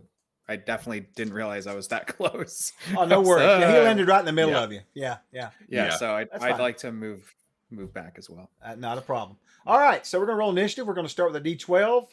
And Torlock, you ready? You're up, buddy. Let's do it. I got an 8. 12. Damn it. It's already starting off bad. It's Steve's fault. No, I'm joking. It's not. All right. So go ahead and take your attack. Let's see. Let's start with the ranged guys first. Both crossbows. Go ahead and fire Sure. if you like. All right. That is going That'll to be be your dex. a Yeah, dex modifier. Go ahead. that's going to be a 12 total to hit for me. Okay. All right. And how about you, Sonia? I'm doing a called shot. Oh, on are mine. you? Okay. As an oath sworn, I get a -4 instead of the traditional -8. That's right. And I am every initiative I get an ability that I can use Right. for the full initiative. I'm using right. the one that gives me a +3 to my attack and a -6 to my armor class. So you're gonna do it all. Well, that's which one is that? That's the one. So it's one unique to my class. Right. Yeah, I'm and familiar with, but I don't remember that one being used at my table. That's why I'm wondering about it real quick. It's called offensive focus. You get a +3 to your hit. Oh, never mind. It's a I'm good. You're good. -6 armor. You're good. I was thinking Yeah, offhand is what I was thinking actually. Offhand weapon, but it's the same thing. Yeah, go ahead. Yes. So with a +3 and a -4, that is a net loss of -1 Mm-hmm. to my +5. So +4, that is a 19 to get the called shot, hopefully. All right. So in my games, a called shot gives you an instant critical hit. All right. Okay. So you hit the beast. Give me a percentile. Let's see what you do here. Ooh, cool. Because I love critical percentile. hits. Yeah, I like percentiles too. Old school. I got a 5. You got a 5. All right, that's fine. You're gonna do max damage +3. So what's your total damage gonna be? Max damage is going to be 13 + 3 is 16. All right, sounds good. As you fire the crossbow bolt and it sinks into its fur, and the beast lets out another howl. But this howl is not a predatory howl. This is a howl of, ow! You have heard it. Seriously. All right. Unfortunately, Theus, your crossbow bolt goes wide, just kind of flying off into the bushes. And now we'll come around to Torlock the dwarf. Torlock, they have managed to sink this crossbow into it as you're swinging. Go ahead and finish your swing for me. 16 total. Sorry, Willie's distracting me here. Those are false lies. Anyway, what'd you hit? 17? 16 total. 16 total. So you swing at the beast. Just as the crossbow bolt hits it in the rear, the fur, it jerks up and you just barely graze it, missing it. Almost. You almost hit it. As the creature manages, out of reaction, it avoids your hit. It spins around now. It has taken a serious blow to its rear, and it's all about protecting its rear. Okay? So it turns, sees Sonya there with her crossbow aimed at it, and it just comes right at you, Sonya. Okay. Trying to claw at you. All right? All The right. creature comes up. Wait, what was you going to say? I was just saying my AC is severely reduced, so I know I'm going to get hit here. Well, yeah, what is it? It's a -6, right? -6. And Right, if it's that's what I not, thought. I don't know if it's evil or not, but yeah. If it's evil, what happens? That gives you a bonus, doesn't it, right? +2 to my AC if Yeah, it's evil. yeah, that's what I thought. Okay, all right. So the creature comes up to you and it tries to, claw you with one of its claws, and you manage to sort of. Let's see, what is your AC, Sonya? It is a 16 normally. Okay, so 18. Yeah, 16 normally. Okay. 10. Right. So you void the claw as it comes through, and the other one comes Whoa. across. Right. Oh, and that one sinks in. You're going to take 3 points of damage from that second claw. And as it snags you, it reaches in with a bite. Oh no. Those Oh, God. large teeth in that tusk, right? And it sinks in, just trying to rip. It rips through your clothing. It hits your armor for just a second, but it manages to bruise you and cause your flesh to basically crease open, bleeding. And you will take some damage from that bite. The damage from the bite is going to be 5. So that'll give you a total of what for the round? 8, I think. 8. Right? 8. Right. Yeah. So 8 points. And as you're just beside yourself, but when it comes in with those claws and it strikes you the second time, missing the first, when you see them, you see that that the talons in them are almost, you can tell that they look like they could probably elongate out. You're almost thinking in the back of your mind, if this thing gets a hold of me with both hands, it's going to rip me to shreds, right? Oh no. Yeah. And we're going to go to round 2. So this round, it has now turned. It cannot seem to make its mind up between the dwarf and the other two. It has now turned, focusing on the other two. So what are you going to do this round, Torlock? I'm gonna still continue to swing my warhammer. Okay. All right. So you did a melee attack. How about you, Sonya? I'm going to do a ranged attack this round, choosing push as my special Oathsworn ability to push this thing off of me if I hit and it fails a Right. strength check. It's pushed 10 feet back. Okay, that sounds fine. And what are you doing, Theus? So Theus is going to pull out his spherical grimoire, and he's going to cast a spell. Okay, so we got a spell, we got a ranged, we got a melee. All right, let's roll initiative. You're going to be up, Sonya. Your D12 against my D12 right here. Let's do it. All right. 9. And I got, well, I won't use the term I used the table, but I got the big chicken.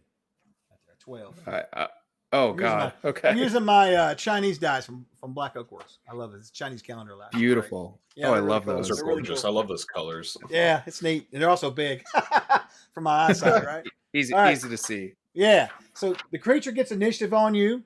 It immediately determines it's going to eat you up. You're its dinner. Oh boy. You are literally a pain in its ass. All right. So Fair enough. you know. My AC this turn, I think, resets at the top of this new initiative. It does. Uh, Absolutely. Okay. Yep. And the creature comes in with one swing. Oh, and it connects. Oh. And Jeepers. it does. Well, let's see. I'll get my dice out here. God. We'll wait in just a second. Let's see if this other one connects. We're about to go down to 2 party members. Right. Oh, and I rolled a big fat 2, so it's going to miss on the second one. It reaches in for another bite. Oh, and it does bite you. Holy cow. It just can't seem my to get that last claw in you, no matter what it does. You'll take Thank a total God. of 7 points of damage this round. Oh, As it manages to claw you and bite you again. This time it tears out a hunk out of your shoulder. Now you've got blood running down the front of your chest right here. And Yep. it's really starting to affect you as far as, how this is going. Because this thing is, it's not very big as far as being small, medium, large, but it's a 6 foot long creature, almost some sort of wolf tiger kind of thing. It's big. It's right on you, right? Absolutely. Now we're going to go to you guys' round. We're bomb the round, and we're going to start with the spell. What were you casting? Sure. So you see Theus, he pulls out his grimoire, which is this, it's almost like, if you could imagine, a spherical Rubik's Cube. As he spins it around, and it does these combinations of sigils, and he throws out this moat as it bursts. I'm going to cast Stunning Burst. Stunning Burst. All right. What's the save on that? Yes. Sure. So that's a Constitution save, and with it me being, it'll be an intelligence save. Intelligence is +3 plus level, so it'll be a challenge level of 8. 8. Okay. All Yes. right. So challenge level of 8 for you guys. All right. Minus whatever I've got on my end. Thankfully, he's a 20 hit dice creature, so that's good. So Oh. I'm joking. Oh. Joking. So I want to cry. All right. So, but then now the way this works is he's rolling a. What did you say? I was rolling a con save. Yes, a con save. A con save, right? And what level are you? I'm level 5. Okay. So where did you get the challenge level 8? Is it not is it not my level plus my intelligence modifier? Is that how that works for spell saves? On top of whether it's either his prime or secondary, I might be totally wrong. You're on right. You're right if you're making the save. Okay. But if the creature's making the save, I just need to know if it's a con or whatever. That's all I need. Gotcha. Okay, gotcha. But Then it is just a Constitution. I will tell you out of the books how it works in CNC. It's just their hit dice. That's their modifier. Plus anything I want to add to it, like the extra 14 levels or whatever. But yeah. Gotcha. All right. So you cast this spell, and this moat goes off, and this burst of just comes out and slams into the creature. The creature, let's see. And also, just so you know, the challenge level will be your level plus whatever else. I don't know if I just said that or not. I probably just Sure. but that's fine. So, for example, for you, for a prime save, it would be your level, which is what level are you? 5? 5. Yes. All right. So that's going to be a 12 plus 5, which will be a 17 minimum for prime. For non-prime, that's going to be a 22, right? Or a 23. Gotcha. So, anyways. All right, so the creature rolls and he fails the save, unfortunately. Yes. So how long is he? So go ahead and give me the repercussions of that. Sure. So he's going to take 5 points of damage, and since he failed, he is stunned and not able to take any action save of defending himself on the next round. Next round. Okay. All right. Fair enough. All right. Well, you'll see the creature get slammed by this magical force you've summoned, and he'll kind of fall back and is just kind of standing there and on all fours looking around, and he can't make sense of what's going on. And we're going to go to range attack. Right. I am going to fire normally, and if I hit, going to push this thing off of me. Okay. And okay, let's see. This is a 16 total. I'm going to give you a +2 bonus because he's stunned. All right. So we'll change Okay. it to an 18. How's that? 18 total. 18. Now he's sitting there and he's trying to defend himself, but you managed to get through. So go ahead and give me your damage. Damage is 7 total, Okay. and he has a strength check to make. I don't know how stunned works in this game, but he has to do a strength check or be pushed 10 feet away.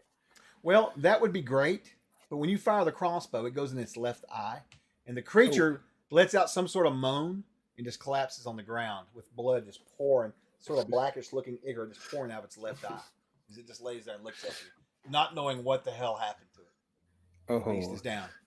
And we go out of initiative. Nice shot. Nice shot. That was great. That spell was clutch there, Theus. Good job on that. Yeah. Well done. I Good spell. was getting nervous. Yeah.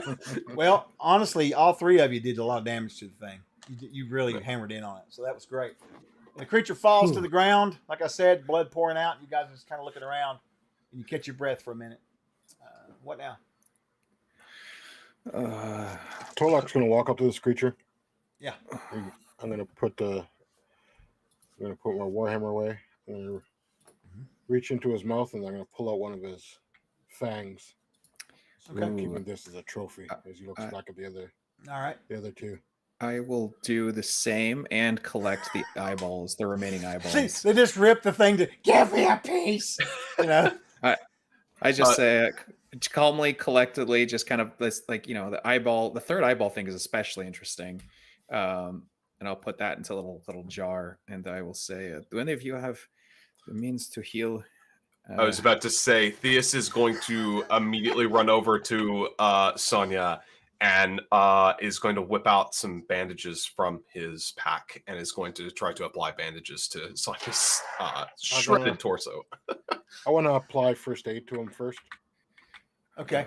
All right. Now, first aid in my games is basically just like well, it's just basically it's like using a bandage. You get 2 hit points back and it stops all bleeding right off the bat. All right. Oh. And you're applying this to Sonya, right? Yeah. I'm gonna All right. So that'll put Sonya back at walk 15. over, give her one of the fangs, and Right. Okay. perform first aid on her. You'll notice the horses and the goat are fleeing. They realize they're with the wrong party because they know that if something happens, they're afraid they're going to lose their eyeballs and teeth. They're terrified. Who have we joined with? No, joking. Oh my god! It is George quite is funny. not- You guys George's just not all even 3 stunned attacked by it. George is just there. George is gonna stick around. He's not afraid. Oh, now did you got to get a note in Discord about healing potions, or did I leave that off? I've been leaving it off for like years. I don't think I ever put it back in there, did I? Let me see. I probably didn't. How much do I heal from the first aid and bandages? 2 points. 2 points 2 for the first aid spell.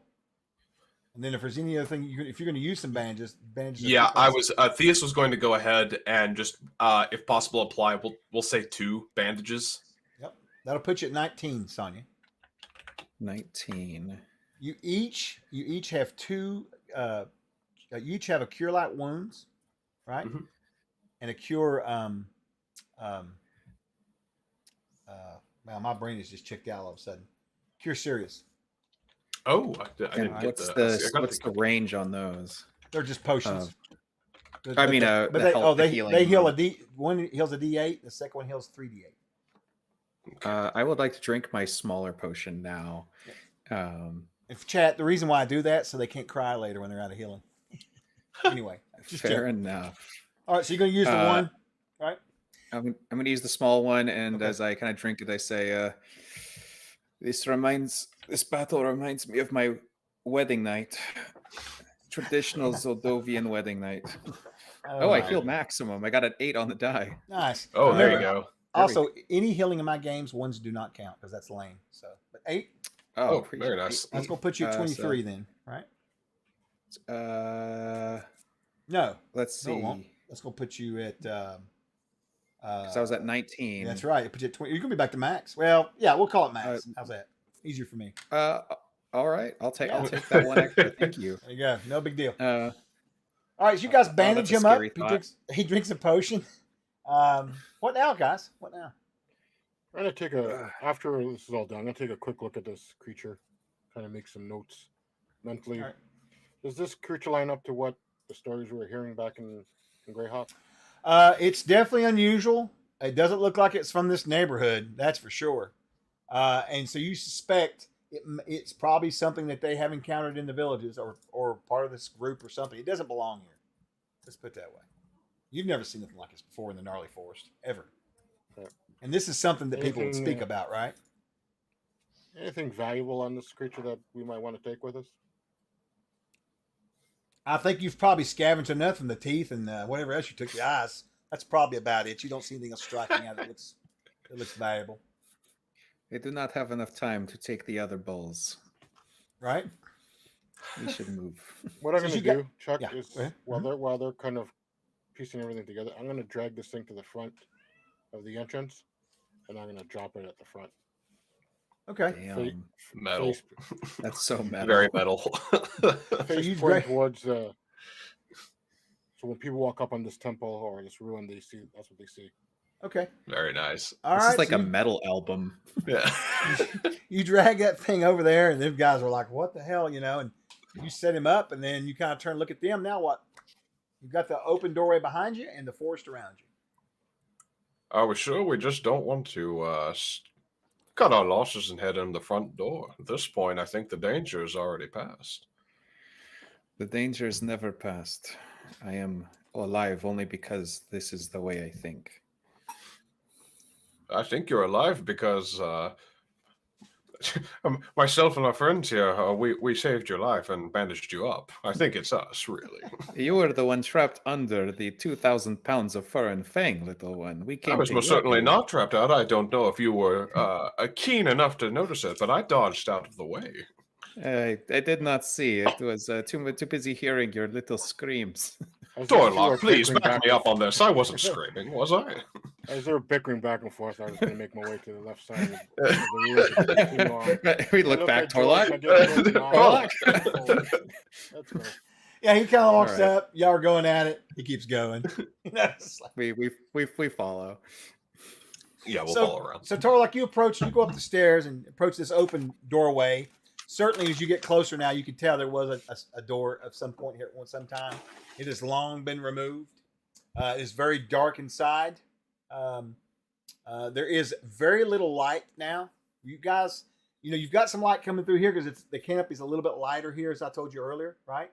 But now we're talking probably about, at this point in time, you're probably looking at about 5 p.m., 5:30. So the sun is hanging really low in the sky here because, unfortunately, just past you guys are some mountains that are going to actually make the sun go down much quicker for you guys, unfortunately, just because of how the terrain is. Sure. But anyway, it's very dark. The entrance is. It's got a musty smell emitting from it, and jungle noises or jungle smells around you. No noises, of course. Like I told you earlier, it's very quiet here. You enter in. Let's Yep. do it. Oh, you're muted, Torlock. Sorry. Before I walk in, I want to cast light Okay. on my Warhammer. All right.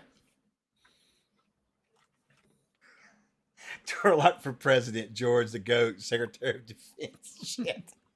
That's good, man. That's I right. like That's that. That's good. Thank you. All right. We'll get those T-shirts out for everyone to get. That's right. So you light you cast a spell on your hammer and it glows and any particular color, or are you just gonna use standard light color? No, I can use like a combination of a soft white, yellow light.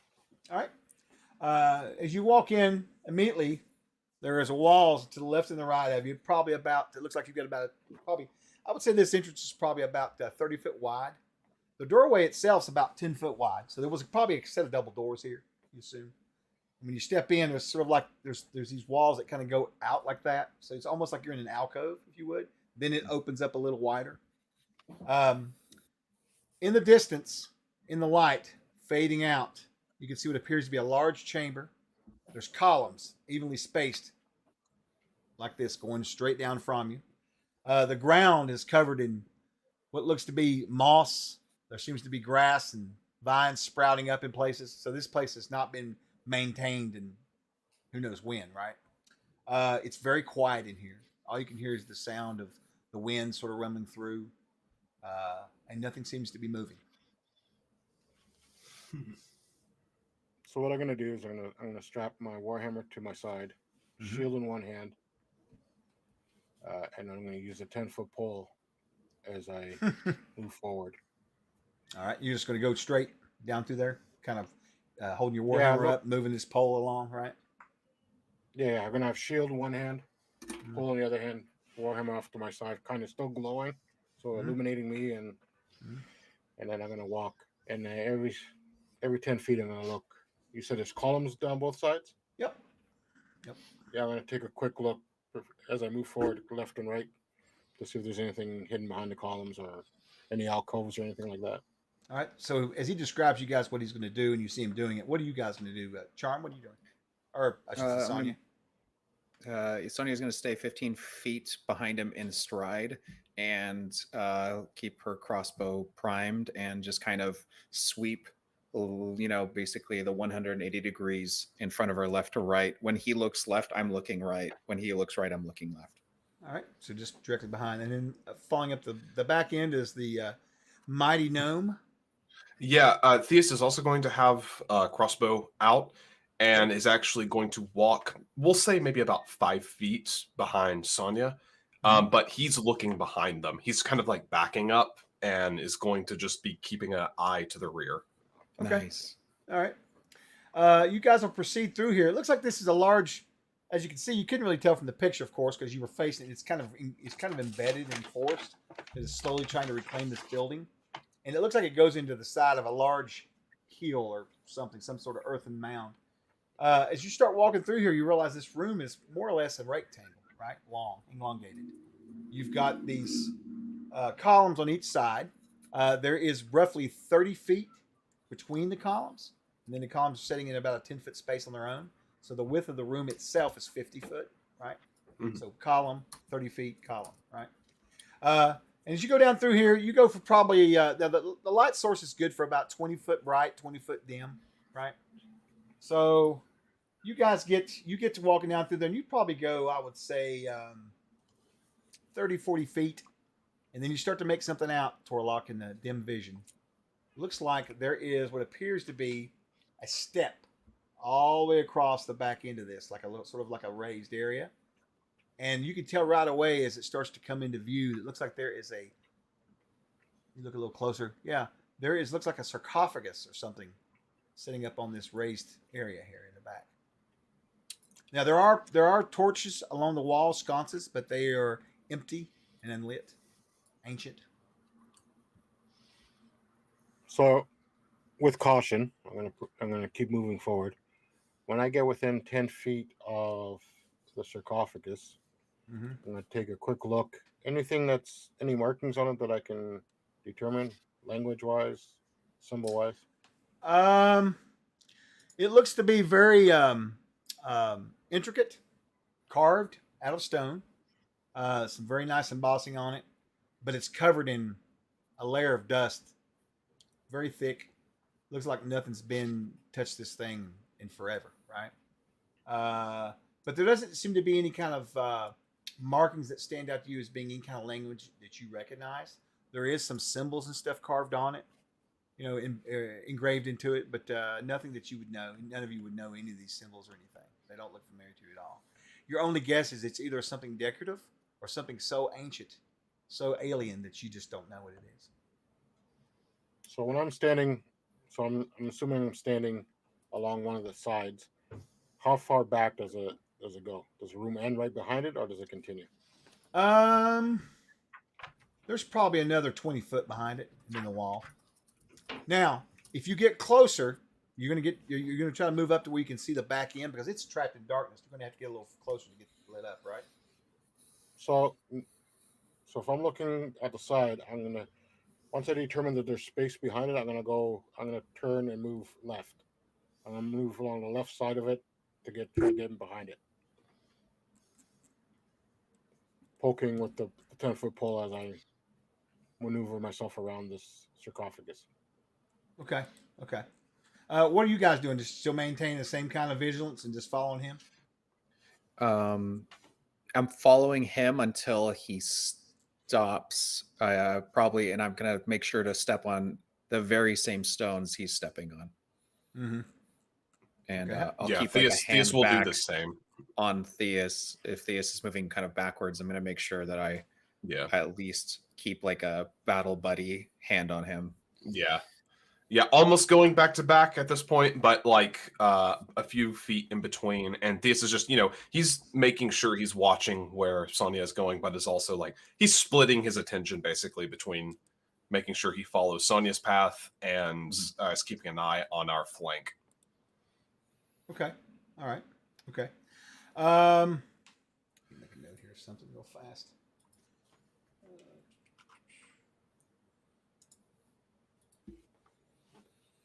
You guys will move up around the sarcophagus, or at least up to it, so you can see the back wall. It'll be within the bright light when you get up next to it, and you can see what appears to be some sort of engraving on the wall behind it. The engraving looks like I'm trying to think of the best way to describe it. It looks almost as if it was made of stained glass, right? Now, Torlock, give me a stonecraft roll, would you please? It's one of your abilities, I believe, in it, right? Yep. 17. Okay. Well, it'll be prime because it's a native trait. All right, 17.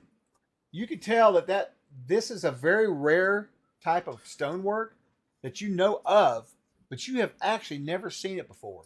It's an old ability that dwarves could do back in the ancient days, where they could take stone and hone it to the point where it looks like it's glass, but still has the strength of stone. All right. So picture a stained glass sort of window, but with a tensile Almost strength. like jade?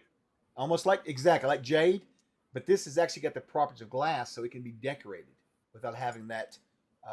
You can apply colors to it, right? Emboss it with whatever. And this is a beautiful stained glass look. Again, stone though, right? Sure.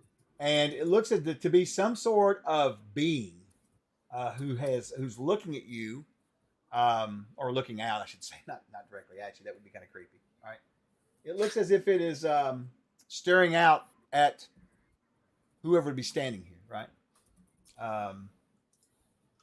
And it looks like it's a humanoid shape, and you think robes, but it looks very inhuman, right? Very inhuman. And you all can see this thing up on the wall.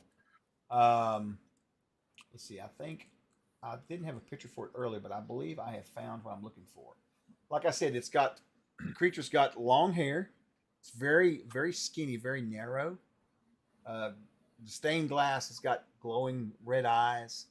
It appears as if it's holding some sort of staff, and there's rays of power coming off of it.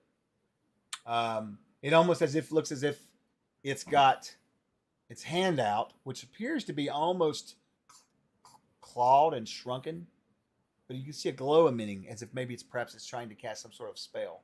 But it's looking out, but you almost feel as if it's looking directly at each one of you when you look at it. It's very unnerving. Ooh. If possible, could Theus use his ability identify, his intelligence base, which lets me identify any knowledge of magic items or their powers there within, and let me know is there anything like basically is there something like magical about this inherently, or is it just a depiction? It's just a depiction from what you can Okay. tell. And from the information you get from the dwarf, yeah, you're Sure. pretty sure this is just a piece of artwork that. Now I will tell you this: it obviously has some sort of protective magic on it to still have managed to survive all these Right. years, right? But again, this Sure. place does not look like it's been messed with much. It's as if Sure. almost most things in the forest know better than to go through the doors that you guys travel through. Honestly, right? Well, right. Tormund, what do you think this we should be doing here? This seems more your area of expertise. I don't. Yeah, do I detect evil real quick in any direction through? I think 1 foot of stone is my range and 50 feet. No. I sense no evil, but I still feel off about this place. Torlok, we are following your lead. So Torlok's gonna make his way to what he determines to be the head of the sarcophagus. I'm gonna blow off the dust just to see if there's any impressions on the lid that I can make out. You can see more of the strange writings, but nothing's ringing a bell. All right. Knowing that, I'm gonna staring at the head of the sarcophagus. Again, I'm gonna make one more round around the sarcophagus and kind of just pushing in every couple of feet along the sarcophagus, just to make sure that there's no type of pressure points or plates. What is everybody else doing? Just waiting to see what he comes up with? I'm gonna tired of carrying this shield. I'm gonna put it down and set it right where I am. Once again, making sure not to put it on any spot that we haven't already kind of checked. And I'm gonna just relax a bit, watching the master at work. All right. How about you, Gnome? Yeah, I think this is going to he's going to back up a little bit, giving the sarcophagus and Torlok a wide berth, and he's just going to kind of put his back to the wall and just kind of like still crossbow down but ready. Is just going to kind of watch and just try to stay out of the way. Right. All right.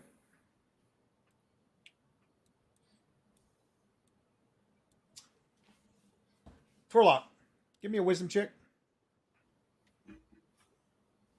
I wouldn't ask for one, but this might be a difficult one here. 19 plus 4, so 23. Nice. Prime, right? Prime, sorry. All right, so you're looking around, and sure enough, you notice that one of the engraved symbols on the side of the sarcophagus, when you look at it, you can see a crease along the side of it, as if maybe it's something you could... It doesn't look like it's... In other words, it looks as if it's 2 pieces. Your best guess is it's something you could probably move or do something with. You know what I mean? It's a very slight, thin hairline of a crack, but you catch it. You're looking around. Oh wait, what is Wow. that? You get your hammer closer and you look and you say, "Hey, that's not. There's something weird about that." So I'm gonna ask both of my party members. So is this close to the front or the end of the sarcophagus that I find this? I'm sorry. Where's the location of this? On like along the side of the sarcophagus? It's on the or back one of the- side, so you would have to be really looking to see this. It's not something someone casually would see. It's on the back side of the sarcophagus, facing just on the other side of where that carving is in the wall there. So I'm gonna take a quick look at it, and I'm gonna kind of judge based on my feel. Do I feel it's gonna be something easily to turn, or is it gonna take some force? You just don't know without touching it. There's There's nothing obvious. Oh boy. Sorry. Go on, Yeah, touch it. Do Press it. the big red button. I tell the rest of my party members to be prepared. Activate it. If he says that, then in that case, I would move away from the sarcophagus, kind of retracing our steps and bracing myself in front of one of the pillars. So my goal is to set my shield down in front of me, the pillar behind me, the shield is facing the sarcophagus, and ideally not anywhere close to standard terrifying undead range. Right. I got you. How about you? Anything you want to do, Gnome? Or you just like do it? Again, we've got a crossbow. I want my back to the wall. I'm keeping a trained beat on the sarcophagus, and I'm just anxious. All right. So what do you do exactly, Torlock? What are you gonna do here? You're gonna push it, pull it, rub it. What are you gonna do? So I'm going to tell them on the count of 3 that I'm going to do it. And by feeling it, if I need to push it, I'll push it. If I need to pull it or turn it, whatever I feel I need. You get to pick one. Pick one of the 3. I'll push. All right. He's going to push it. He's going to push it real good. So what happens is boom. Well, that doesn't really happen. But there is sort of a trembling, and you hear the sound of grating stone as the sarcophagus starts to move to the left, kind of towards you. No, as you're backed up. Okay. Oh, shit. It's kind of moving towards you. Yeah, I mean, I'll move out of the way. well, you're farther back. You're not that close to it. Sure. But it's just shocking that you start moving your way. It moves open. There's roughly about a 4-foot wide hole in the floor, what appears to be stone stairs leading down. And you can already hear the sounds of drips, and there's cold air coming from beneath. Ooh. Okay. You realize this is leading underground, probably, most likely. And Well, is here there I a was corpse? expecting a body. Oh, there's nobody there? Oh no, it didn't open. The whole thing just moved. Oh, it didn't. Oh, open. I see. Okay. Right. Now, if you want to open the sarcophagus, sure, go for it. Oh wow, as tempting as that is. See you, Gabrielle. Thanks Well, for stopping by. Knowing We this, saying sure this will. happened in front of me. So I pushed it. Can I pull it? You can. Can I pull the trick? As a sarcophagus Well, it's pulls- pushed. When you push it, it clicks in. It's just in Okay. now. So there's no way to deactivate it. Not without trying to pry. Okay. I look over at my 2 companions. I'm like, It appears we're going down. All right. as she gives out the big sigh, Torlock goes down. Yep, I will follow Torlock. All right. Yep. Picking and up I'll my bring up shield the rear. Yep. Okay, you guys will enter down through here, and this looks to be, like I said, some stone stairs.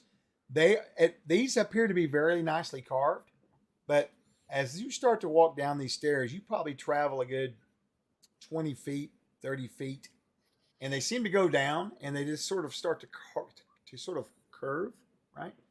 And after probably 30, 40 feet, the quality of the carving out of them is not as it was up top. It's not straight edges. It's starting to become more almost raw rock, right? Still stairs, but someone got a little lazy, right? You know what I'm saying? They didn't take the time to cut the edges off and that kind of thing. When you get about probably 50 feet down in this curve, you've got the light going. How long is this hammer light going to last for? Oh, I gotta check. No problem. It escapes me right now. I can't think what it is. But as he's checking that is, you guys have went down around through here. After you get it probably, like I said, about 50 feet down and around, you can hear echoing through the chamber a loud click and the sound of grinding stone. Ah.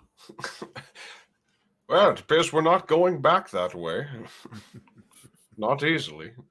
No, you're not going anywhere. I mean, I don't know. We'll see. See. What was that, God? Yeah, right. What did you say, great one? All right, what did you come up with, Torlock? Hold on, still trying to find it here. If it's just the cantrip, I have it. I was on the same page. It's 10 minutes per level. Yeah, That's what it is. I could not think of what it is.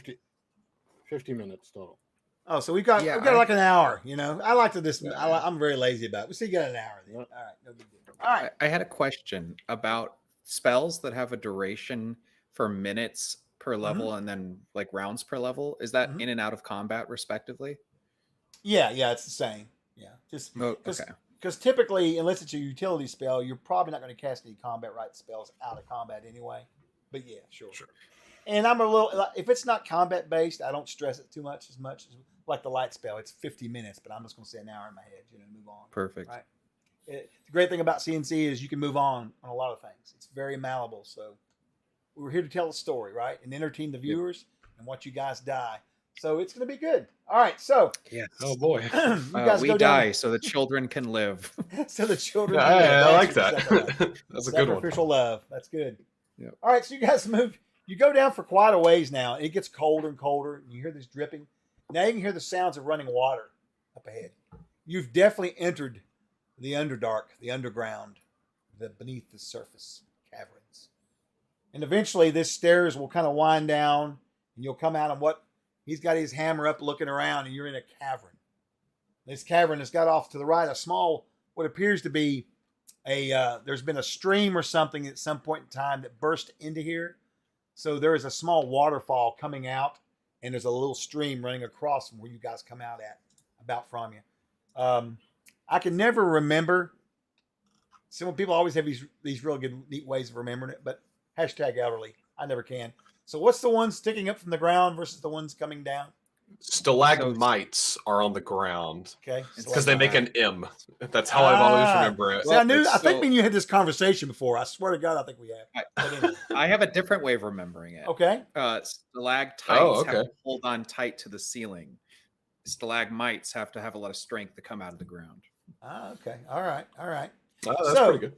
There are varying stalactites and stalagmites around the area. There is a large stalagmite coming off the ground right in front of you, probably about 20 feet away at the edge of this water that's coming down and splashing and it's created this, over time, erosion's created this stream or small river, It's almost a pool of water, but you see it draining out the other side of this small cave.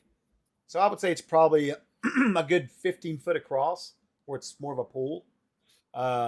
And the stream, when it comes out and hits the ground there, it kind of immediately starts to widen. So this is definitely going to be something you guys are not going to be able to just run and jump across.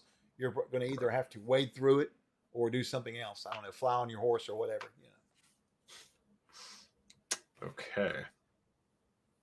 Hey, Matt, seeing good the- to see you, buddy. I'm sorry, go ahead. No, you're fine. Seeing the water, this is just going to look to the others and just be like, "Oh, I must admit, I'm not a man who prefers to get wet like this. If we have a means of getting across without getting soaked through, I'd prefer it." So when he says that, I pick up the gnome and I throw him across.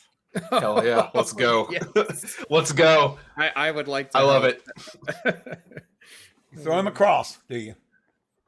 Yep. I love it. Let's go. Let's How do much it. do you weigh? No.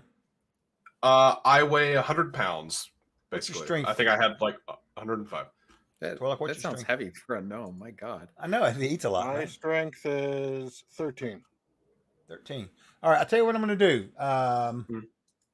13's pretty good strength, but he is 100 pounds. I'm gonna have you give me a check, but I'm gonna make the CL really low. Okay, you just don't want to roll super low. Okay. A lot of times I run my games. I Oh just boy. I'll go by dice rolls to kind of figure out what happened, right? Just by the numbers on the dice. Do I get a strength modifier on it? Absolutely, sure. So 13 plus 1, 14 total. 14 total, and that is not a prime for you, is it not? Right. No, sir. All right. Secondary. So he picks the gnome up, goes back. He's going to throw a pass, right? It's almost a Super Bowl. And the gnome goes hurling through the air to land on the other side. Comes up short about 5 foot and lands in the pool of water. Yeah. You go into the pool of water. It's icy cold. And I'm telling you what, man, it is freezing as you land in the water. And you sink under. What kind of armor are you wearing? You got I'm robes, just right? wearing leather. Yeah, leather and cloth. Like I'm pretty lightweight. No metallic. Now we can blame it on Steve. There's been a river. Okay. Yeah. There you go. Oh, Manfred. All right. So you plunge into this icy cold, and I'm telling you, it is cold. Immediately, your body begins to become numb. Okay. But before you can even think about that, there is a creature that you guys hear Oh boy. behind you, and you turn, you hear this growl, right? You look behind you, and you see these what looks to be there's holes in the walls that you hadn't noticed before when you come out. Well, they look like anything else, but now that you hear this noise and you look over there, Torlock turns his hammer around and sort of lights up that area a little better, you can see what appears to be large holes in the side of the cave, as if something has burrowed through, over time. Probably, I would say in the last few months. These are fresh. They're not ancient or whatever, right? And you hear some sort of weird growling noise emitting from them, but nothing comes out, right? And Sonya, you and Torlock are looking at those. Torlock's looking at the gnome in the water, and he looks like he's going to need some help or he's going to drown because he cannot seem to move his limbs as he's struggling to try to even get to the surface. But you guys can see him pretty well because he's got this light going, and the water here is actually pretty clear, for underground water. So I'm assuming you're going to probably reach down and try to help him out, right? Get him out. Yeah. I'm gonna extend a 10-foot pole in his direction so he All right. can grab a hold of it. You'll notice this. You'll notice this pool of water is. How tall are you, Theus? I am 3'8". 3'8". That's good. You'll notice that this water is probably about at least where you stick the pole, probably 4.5, 5 foot at most. Probably close to 4.5 foot. So it's not super deep for a human, up to chest or something like that. For a gnome, he's just below the surface, just below it, just enough. And how tall are you, Torlock? 5'3". Oh, so you could wade through, sort of probably here to here, right? So you guys could wade through here as this crosses your mind as you reach out and stick your pole out and he gets a hold of it and you pull him out of the water. He kind of slumps down on the ground, frozen and cold. Yeah, as soon as we get out of the water, we're going to pull out the spear and twist it into a configuration. And I'm going to cast Prestidigitation on myself to completely dry and warm up my clothes. Right. Okay. Chat saying check Skype. Chuck. Yeah, I saw it. I got you. Thank you. Okay. All right. So you clean yourself up, dry up a little bit. What do you got to say about this, Sonya? Because you can still hear that weird noise coming out of the wall back there. That weird noise has me very concerned. I'm gonna put down the shield in front of Torlock and I, and create some interposing elements of protection in the direction of that, and just kind of give happening simultaneously. I'm of the mind that I don't know how long this is going to take. Of course, Torlock's really good at this, and Theus is getting out of the water, but keeping my back to that, I'm going to just try and protect my teammates from another monster with the shield. Okay. The sound that's emitting from these holes in the wall, now, and you guys wouldn't know this in game, but out of game, real life people, this sounds a lot like a didgeridoo. That's what it sounds like. It's got this noise going on. It's I don't want to quite call it a buzzing noise, but it's making this weird noise just coming out of these holes in the wall. You guys kind of look at each other, and it seems to fade, and then come back in, and then fade, and then come back in. So you wonder if maybe whatever's making the noise is moving, right? But you can't really tell what if there's a direction or how close or any of that kind of stuff, right? Giant wasp, yeah. It's not quite a buzzing sound though, not quite. It's almost like a vibration then. Yeah, almost. Yeah. And there's multiple holes, and if so, how many? And do they go up along the wall vertically? It looks like a grid of about. They're not perfectly placed, right? Randomness, but if you were to grid them out, I would say there's probably 15 or 20 holes in the wall. And what's the biggest hole? All the way the back side of this cave. And how big? How big? How big is the hole? That's a good question. I would say circumference, or at least how round it is. So more or less, I would say probably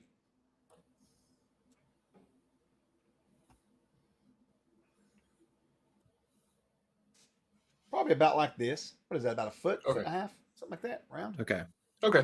Yeah, pretty good size. That's the gnome biggest one. You could, I know what you're asking. Yes, you could send the gnome in one. Absolutely. What? Absolutely not. Absolutely not.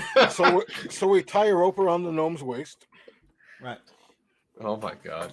I've seen enough horror movies to know where this is going. Right? And it says, It'll be "Well, buddy, fine. I'm sure it'll be fine. This is like going into ventilation in Alien. It's like I'm just gonna turn around. It's just gonna be right there. Right. Right. That's We'll hilarious. give him the pep speech. You know, Right. our bar tab is high. Now, I will George tell needs you, some good grains. now you guys are back about approximately about 20 foot from these holes, right? Because I said it's a fairly small cave. Do you want to go up to it and inspect it, or what do you want to do at this point? You've got the pavis up, so you've got this protection, right? Right. Not sure what you guys want to do now as far as figuring these things out, because you haven't really went up to look at them close. I'm just kind of giving you details from afar, right? Right. And my thought is thinking of exits and entries and the logical next point of direction. Is there another like doorway or pathway that's obvious? And if not, where's the water that's flowing here going, and where's Well, it coming from? So it's coming out of the wall. So at some point in time, an underground stream or something came open here. It's created this little small waterfall of water that's spewing out. Now, it is kind of loud in here. I will tell you that. A little bit loud. Not super like a massive like Niagara Fall waterfall, right? But it is making some noise a little bit. And you've got this going on in the back end there. So it's almost like you're at some sort of like a, I don't know, southern concert or something outdoors, and they're doing some sort of, I don't know, some kind of weirdness to it. It's just wild, you know. You're just like, what is going on? So this water's coming out, it's going across, and then it looks like it's immediately plunging into a hole off to the left. Probably at the far end of this cave, I would say another 30, 40 feet. It looks like the ground just opens up and that water's spilling into it. So you definitely don't want to hop across there. I would not advise that across that hole at all. Because if you miss it, it's not going to be good. Yes, exactly, Willie. Coachella, that's exactly what it's like. There we go. Right on. So I look to the others and ask, are we trying to go into these holes, or are we trying to get to somewhere else? I do not see. I feel like this is a leading question, and you want me to look in there and see if I can fit. I will say this. With his light off the hammer past the stream, you go probably another, well, the light's only 20/20, right? So it will fade. The cavern just kind of goes up and fades into darkness. All right. Okay. I think we need to get on the other side of the stream. Or send the gnome down the hole. I'm much more in favor of getting on the other side of the stream, but if this is truly what we want to do, I can... Oh, gods above, I can look in the hole. I pull out my coin. I say, fate? Chance? I suppose. We've left a lot to chance already. Let's see what the gods have in store for me. And it hasn't bit us once. Of course not. I didn't just get soaked just a minute ago. I meant to do it. So I'm gonna roll percentile. 1 to 50, you're going in the hole. Okay. 51 to 100, we're going over the stream. Over the stream we go. 64. Okay. All right. So do you want to, are you wanting to at least go up and inspect the hole before you guys leave, or you just want to leave it? Theus will take the opportunity, like as we're leaving, Theus will take a look in the hole. Well, I kind of figured you have all been curious, being, an arcane caster, you might be a little curious about it. I noticed how you went after the eyes off of that creature like nobody's business. So, Yeah. All right. So you'll go up to it and look at it. It looks like I said it was freshly burrowed. It looks as if it was burrowed by looks like small claws, but numerous ones. Whatever did this, he's probably got, I don't know, 8 or 10 appendages, you figure, right? Oh, God. Or claws. Yeah, may not appendages. Maybe the claws are just attached to the body. You don't know. But it looks like there's been at least 8 or 10 different things that have clawed through here. Right. Kind of carving out this whole area right here. And you can feel a vibration when you touch the wall. You can feel it vibrating. There is movement going on there, right? This is probably a perfect time for us to take our break. It's 4:00. So let's stop right there. All right. Okay. We'll be back in about 5 or 10 minutes, guys. We're just going to take a real quick break. I want to thank everybody for coming out and watching us so far.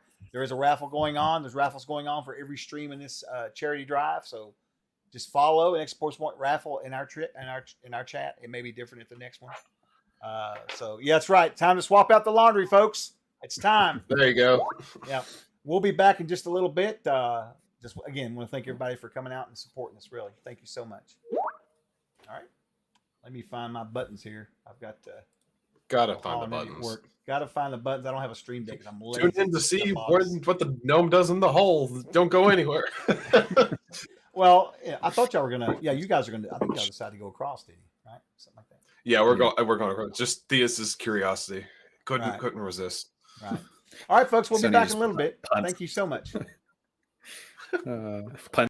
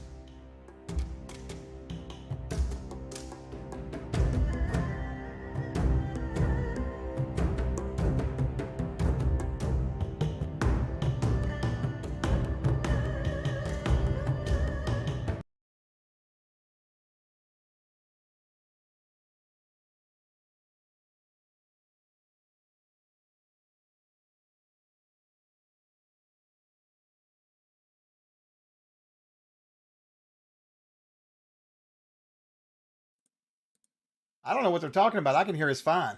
I don't know. It could be secrets. Very could be. No buttons, Phantom. It's just all about trying to mess with the audience. Everybody gets so shook up. I love it. All right. Let's see. Everybody's back from the break. We're looking good here. I do want to do one thing real fast. Let me change this up a little bit. This will probably help a little bit, I think. If I can find... there we go.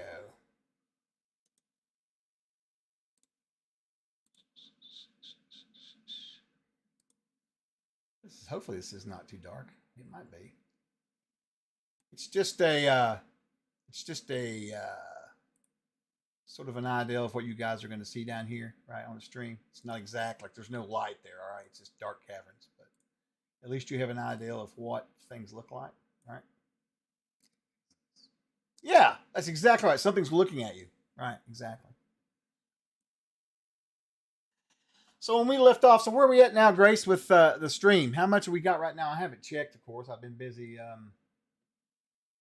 running a story here. Let me just check. I'm curious myself. Have we hit 8 yet? Ooh, we are close. We are close. Yeah, that's great.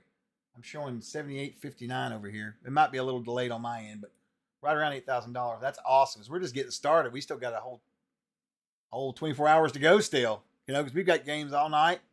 And then tomorrow night, and then we got the big game tomorrow night, Megastream on Jay's channel, where a bunch of us are playing. And Green One's going to be there and stuff, so that'll be fun. So I think we're doing great, man. The last URL in that VGC shout out is dead. Which one?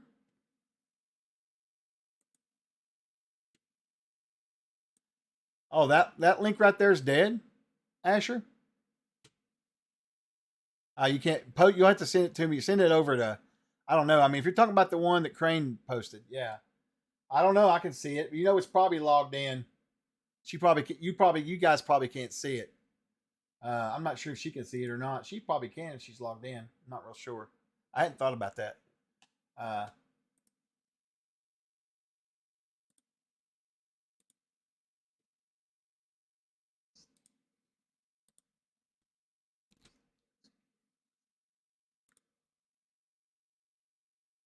Well, they must have changed it. Okay, so the policies are changed. Thanks. Who knows? I don't know, man.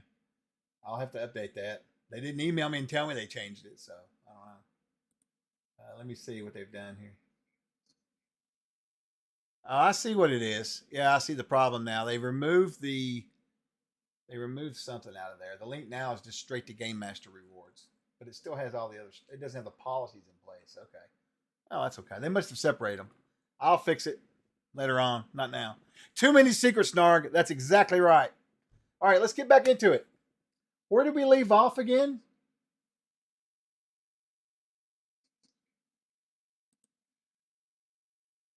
That's right. That's right. The Holy Gnome. Let me check. I got one other thing I need to grab here. I forgot to get. Let me get this here. There we go.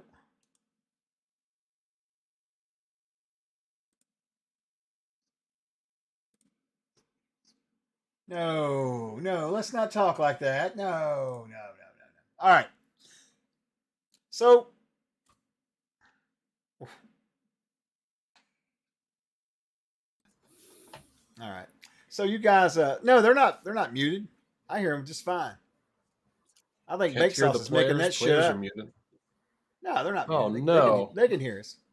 Are we being gaslit? They're messing with us. Yes, we're being gaslighted. That's exactly what's going on. All right, so no. You guys, he walks over. The gnome walks over. He checks out the holes. He looks at you. You feel the vibration and that didgeridoo noise. Maybe he doesn't want us to hear him. Anyways, what now? I assume I can't even with the light of the torch or even with dark vision. I'm assuming I can't see too deep into the hole, or can I, or what? I'm just kind of peeking in above. Yeah, if there's light present for dark vision and deep vision, right? Yeah. So you can see. I would tell you right now, you've got about 20 foot about 15 foot of dim light. 20 foot. So you can see Okay. in there. It's just dim, and it looks like it's just a. Looks Sure. like they have whatever's burrowed in, and it looks like Mhm. what's really strange about that is it goes back so far, and then it has an angle. It angles out of sight, but I'm not talking like a casual curve. This thing's like, you know, it has a hard angle to it. Very strange. Very Hmm. something about it crosses your mind as being almost mathematical. You know, in how it was executed, right? Hmm. Okay. Gotcha. All right. Well, if I can't see You notice that too the far back there. vibrations and the didgeridoo noise are getting louder now, and the vibrations seem to be getting stronger. Something is coming this way in the tunnel. Okay. Well, this is going to first off back away from the hole, and is going to tell the party, my friends, I think we might have something incoming. Back to behind the shields, crossbow ready. Yeah. Theus is going to get behind Sonya and the shields with his crossbow as well. Okay, so you're all going to get behind this Pavis? Yep. Yeah, I'm going to be behind. Yeah, I'll be behind the Pavis as well, if possible, or behind Sonya if not. Whatever.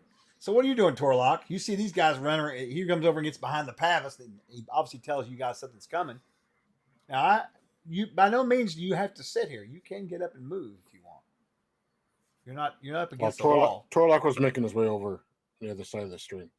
Okay, so you're going to wade through. Yep. You can make it through, no problem. You guys will turn, see him. He evidently have been moving across while you were looking at that, but that's fine. He seems to be about halfway across. It's not that far. I think I told you what, about 10, 12 feet. Just wide enough to where you can't really jump across it without running, and there's not really a whole lot of running room in here. And he gets on the other side. You can tell he's cold. I mean, that water was cold. You were in it.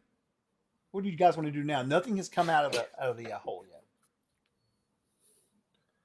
I'll just kind of whisper to Sonya, should we just go ahead and try to cross the river? I nod, grab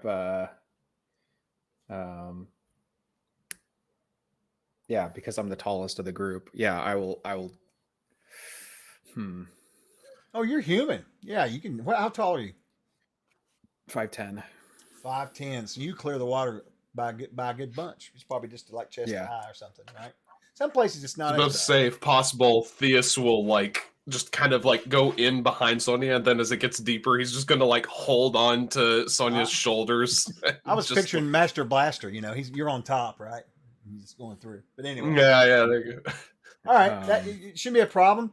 You guys enter the water, and now, Sonya, you knew it, of course, but man, you understand the biting cold that the gnome had encountered, and so has the dwarf. And as you start to cross the river, you will hear something, and you guys are, I'm sure you're probably keeping an eye on the back, and you see Torlock's eyes kind of get about this big around, right? As something comes crawling out of this hole, the thing looks, it looks about like, let me see if I can find a place to stick it. Oh, here it is. Looks like this thing right here. Right there. We'll get it down here. You can see it. Oh boy. Now this thing looks like it's probably about. This thing's probably about that's a pretty 4 foot long, 3.5. So it's probably about like that. And like I said, it fits in the hole pretty good. But it's got all these claws, right, where it's dug through, and this noise is like just echoing through the place now, loud. It's beating out the water, right? And you guys are like, oh, it's just pretty horrifying. Sure. This thing come kind of crawling out. It doesn't seem like it's looking for you guys. You're not even sure if it has eyes or not. It's just really odd looking, very, very alien looking. And what do you two do? You're about halfway across the water. Sonia's saying what, she whispers under her breath as the gnome reapers. She is going to double time to get out on the other side, reaching for Torlock, whether it's his pole or his hand, whatever he offers to help. Okay. Yeah, and as we're going across, Theus is going to pull out the sphere And as he's holding on with one, he starts fiddling it with one hand. And I'm going to cast Ghost Sounds on the far end of the room, basically directly away from us. To just create like kind of basically creating a loud wailing sound, like a rattling, eerie wailing sound, for no other reason than to just draw the attention of this creature away from us as we try to cross. Okay, so I'm assuming you're gonna try to make it go back in the hole, or at least over in the corner, just away from you guys, right? Away from the stream. Right. Literally, whatever it does, it is just me wanting this creature to not look and pay attention to us. Whatever it chooses to do is fine. I'm just creating a much more intense, eerie sound on the opposite end of the room. And keep in mind, Sonia did say these were Gnome Reapers, but you don't know if she was messing with you or not. Theus is just going to be like, okay, no. Like, all right. Okay, no problem. I'm out. All right, so you guys get across, you hustle across, ghost sound goes off. Woo! And the thing doesn't really seem to react to it as it crawls around, but it looks as if you've summoned more of them as more start to come out of the holes. Now there's 3. Oh, good. They've not left the wall. They're just kind of crawling around the wall as if they're looking for something. Okay. Yeah. Well, that wasn't exactly my intent, but they don't seem to be paying too much attention to us. Do we get out of the water yet? Yes, you get across on the other side. Absolutely. All right. Okay. Thorlock, have you found us an exit strategy? This way, follow me. He's like, that way. Like one behind me. All right. Well, you guys will. We'll fall in. All right, no problem. You guys will head out, and you will start walking down this cavern as you leave those strange creatures behind. Do we see any signs of holes on this side of the stream? You do not. Good call.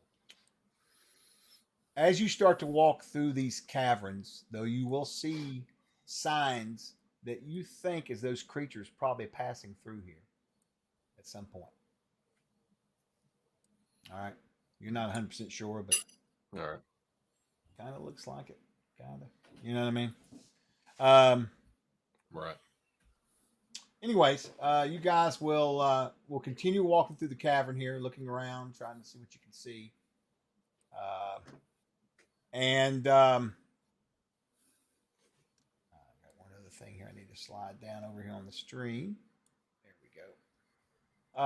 And before too long, you guys come to something you had not expected to see. The cave eventually ends and opens up to what appears to be cavern, but it looks like there's more stonework now, right? It looks like the floors here have actually been worked on a little bit. It looks like it's more dwarven architecture you found before. The floor is very flat. There are still some stalagmites and stalactites sort of hanging around, but they've looked like someone's kind of worked on this at some point and made it a lot more traversable, right?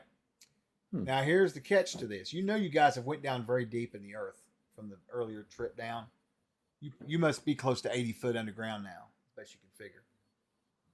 And it appears like there is some sort of how to explain this. It looks like there's a cliff up ahead, and someone has built a wooden, for lack of a better term, a wooden ladder that goes up to the cliff.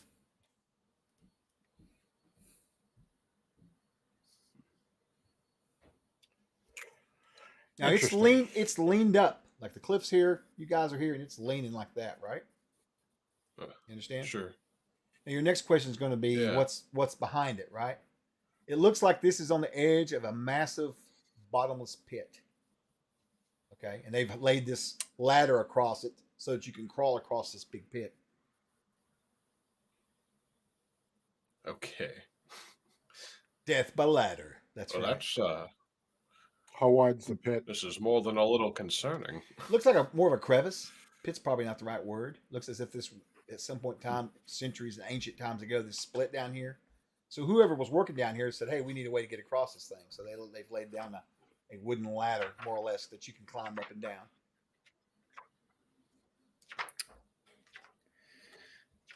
Now, if you were Well, like I 3 or look 4 back- inches tall, you could just walk up it, but you're not, unfortunately. You have to climb. I look back at the group and I'm like, well, only one way but up now. No one has a magic spell to make this safer. I have a spell that can make more noise if that's what you would prefer. Make it less safe, but Yes, no, I have a I'm spell afraid that so. makes more noise. It is my mouth. Do you have magic that help with safely move across ladder?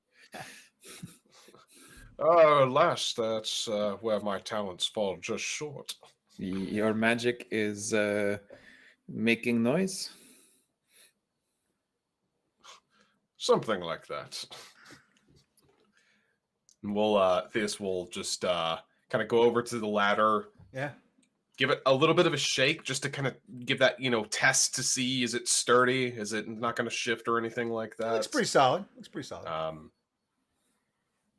And kind of looking over to Torlock and be like, well, would you like me to go first, test it, or would you like to take the point? And remember, he's the fat one of the group. Y'all, I just want to remind you that. Remember that, guys. It was like 100 pounds for Yes, another. I say we should go lightest to heaviest. It would be the heaviest in the group. Well, What kind of armor are you think wearing? that- I think Torlock's probably the heaviest. He's wearing armor, I think. Actual metal armor. Yeah, I'm wearing lamellar. Yeah, Are you? I got banded mail. Banded. Yeah. Yeah, Lemonar's Well, lighter it than appears that. that I'm the lightest, so I can be the test subject if you would It- prefer. I pushed the gnome aside. I said, enough bickering. I'm going. Okay, wait, if you go and ladder breaks, we cannot go across. So you guys go ladder breaks me. Same issue, no? If ladder has weight He's got a capacity point. of you, then Theus and myself can go safely. If it doesn't, then none of us go safely. So You see what they're saying here, right? Right? You see what they're saying, don't you, right? I'm going. All right. I love it. He's like, no, let me go. So Dwarf takes off. All right, Dwarf. We're gonna let this be just a simple roll of a percentile dice. You want as low as you can get. Oh boy. We'll see what happens. How about 0.5? 5. He scurries across with no problem. Not a problem. All right. Well, it looks like if it can hold Torlock, the rest of us are safe, surely. Surely. I will try. I will try to go. All right, give me a percentile. Leminar. 12. Wow. And you see your human friend go across, no? Surely it must work fine. Yes. Now, just so you It guys know, if must anyone work dies fine. in this adventure, you get to play the monsters. Okay, so don't worry about it. You will have some action. Oh, that's exciting. I jump Yeah. off. No, I'm kidding. Yes. Motherland. All right. So, all right, Gnome. Yes. All right. Yeah, Your percentile. we'll give it the old college try.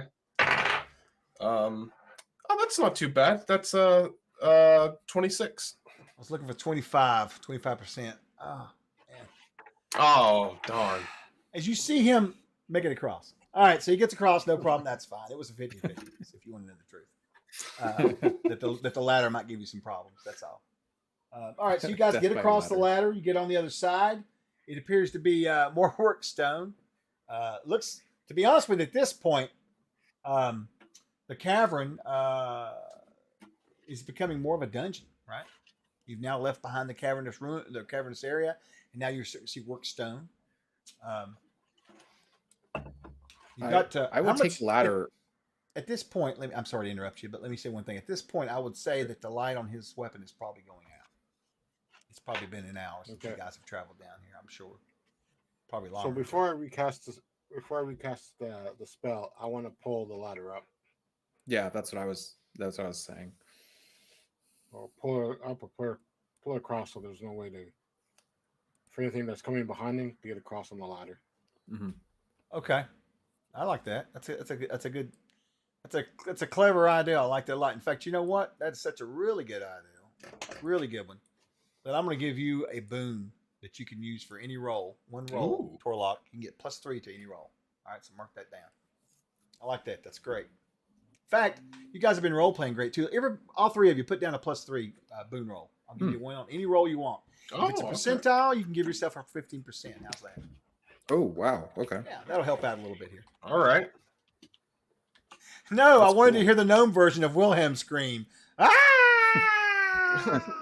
It's just a higher octave, really. Yeah, higher octave. Yeah. Unless he's third breakfast or whatever. But anyway. Oh, that's it's halflings. Well, gnomes I think like to eat too, though. All right. So you guys get across the other side. Recast, Go ahead. yeah, and I'll recast light on my. All right. That's the third spell for you so far, right? Or fourth, something like that. Second. Didn't you cast first still aid? third. Yeah, Right. yeah, I Okay. did. Yeah, third. Yep. Okay, no worries.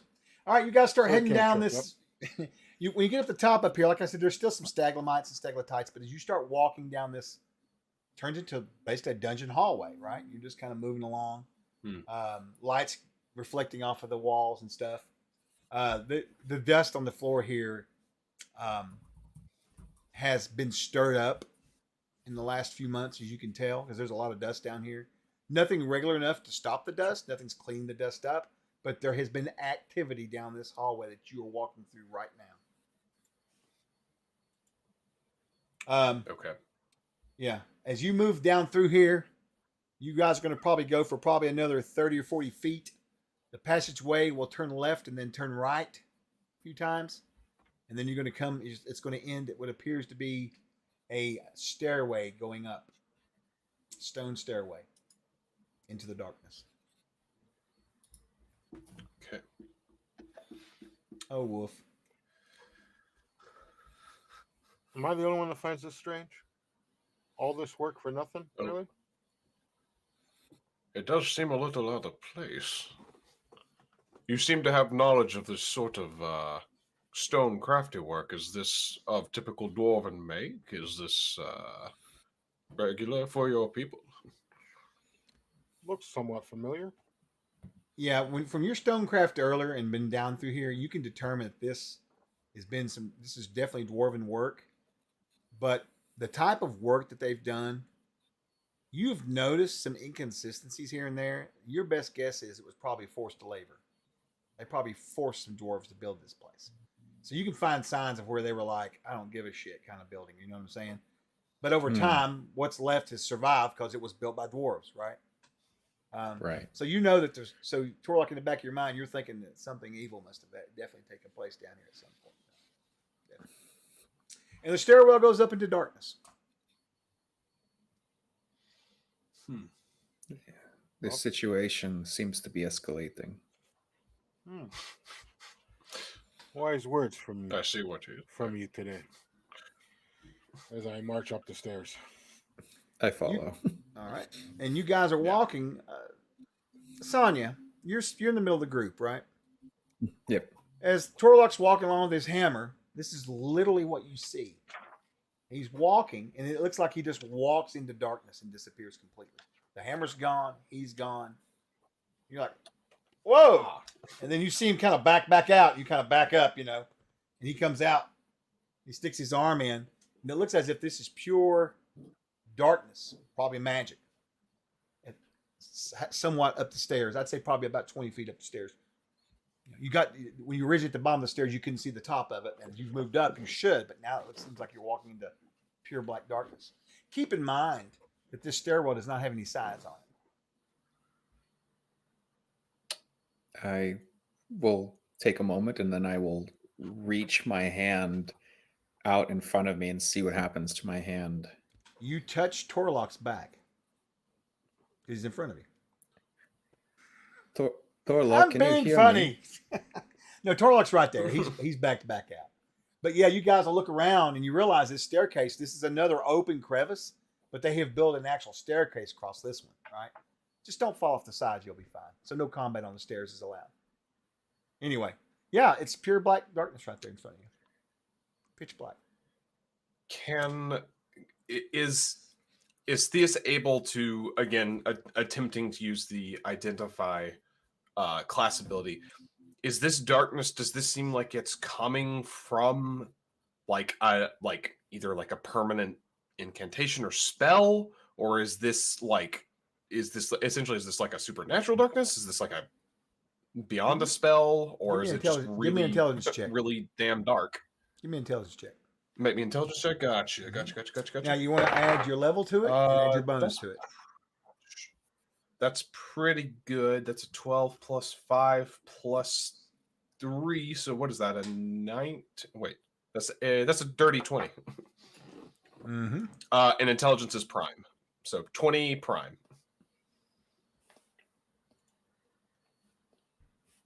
All right. You look it over and you're pretty sure this is some sort of permanent magical darkness. Absolutely. Probably been here forever since the place was built. You don't know, but it's definitely nothing. You don't really know how long it's been here, but it's definitely permanent. Okay. Gotcha. Torlock's going to ponder the situation, and I'm going to look back and says, no point of stopping here. Upward. All right. Yes, Crane, please give me a Great. D20. Use charisma. Thank you. Go ahead. What was you saying? Sorry, I was answering her. I'm going to move forward. Okay. And keep going forward. All right, so you're going to move forward, just kind of filling the stairs and moving forward best you can, right? You guys going to follow him in? On it. Yeah, hand on his back. All right. Yeah, I'll do the same with hand on Sonia's And how tall is? Yeah, I was going to say because you've just discovered some pillows, right? So no, wait, that's not. Yeah. You encounter my shield that is so big it's right. encompasses like it's like you have a very supple. It's like back. a Ninja Turtle shell. Very supple. Gnomes. You work out? Anyway. All right, you guys will go up and you'll probably travel through about another 15, 20 foot more of darkness. And you will feel what appears to be a stone door in front of you, Torlock, in the darkness. You feel it. It looks like it's got a ring of metal that you can pull towards you. Of course, you guys are on the stairs. So if you pull it, you're going to have to be very careful. You can't even see what you're doing.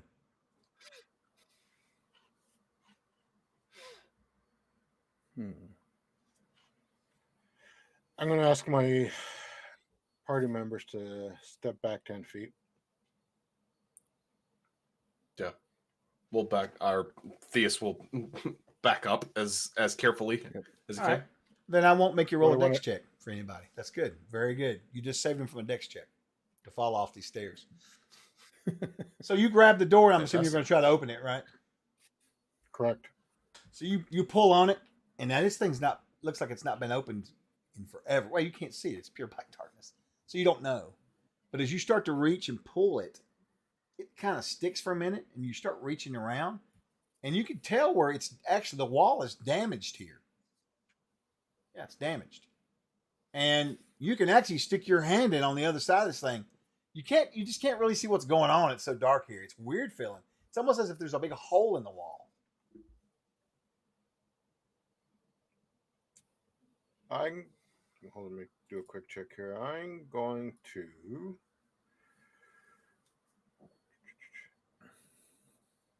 I got some chalk in my backpack. Okay. So I'm going to reach in for a piece of chalk, and then I'm going to throw it through the opening of the doors. See if I can hear stone on the other side. You hear it hit something that sounds like stone, for sure. Okay. Then I'm going to give it a little extra oomph to try and get the door to open up a little bit more. Okay. You probably at this Enough point for at would be- least. Right. You probably at this point would be better off taking your hammer and smashing it, to be honest with you. Because you can't really tell enough about it to know what's going to happen Yeah. with this piece that you've gotten a hold of and thought it was a whole door, right? But your strength's 13, right? Yes, sir. Okay. That's probably good enough to start smacking at it, and you can actually bust on it, and actually you can open up a pretty good size. It's almost as if the door was almost gone, to be honest with you. Now that you figured out what's going on here, you would just merely have to step over and into the other room. Yeah, I'll do that. And so you feel, Sonya, the dwarf step ahead of you. and he Okay. obviously is letting you guys know what's going on, and you guys can feel around. And when you step across, it's like you step out of the darkness, right? And on the other side appears to be a room, an actual room made out of stone, like a dungeon room. The door that you walk through has been destroyed at some point. It was barely, there was only a piece hanging there, and that's what Torlock had first found and thought that was a solid door, but it wasn't. So something smashed this door. Torlock, by looking it over, I'm not even going to have you roll a check or anything. You could tell that this door has been destroyed in the last few months, not 300 years ago, right? The room has got what appears to be a table, some chairs, looks to be a couple chests. All of it looks to be very dilapidated and falling apart, ancient. In fact, at some point, you probably will get curious, and if you touch anything in the room, you're going to notice it will start to fall to pieces and dust. It's old. In this room, outside of all of that, appears to be a door here and a door here. 2 doors. Both doors look to be made of wood. They were probably reinforced, but both of them have been shattered and destroyed. Again, probably within the last few months. Both have, looks to be dungeon hallways leading off. One this way, one this way. First thing I do is check the ceiling, make sure there's nothing up there. Damn it. No, yes, it's good. Nothing there. There are a couple sconces in the walls, but again, these torches have not been lit in hundreds of years. There's nothing there to light, actually.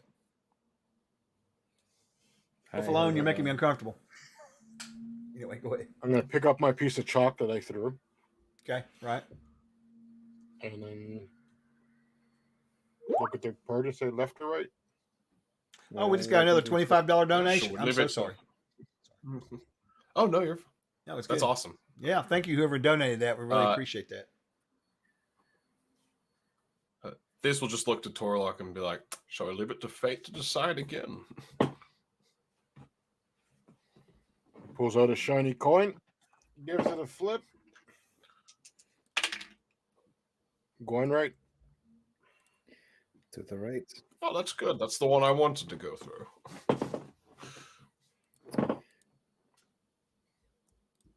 We're going to proceed to the rightmost door.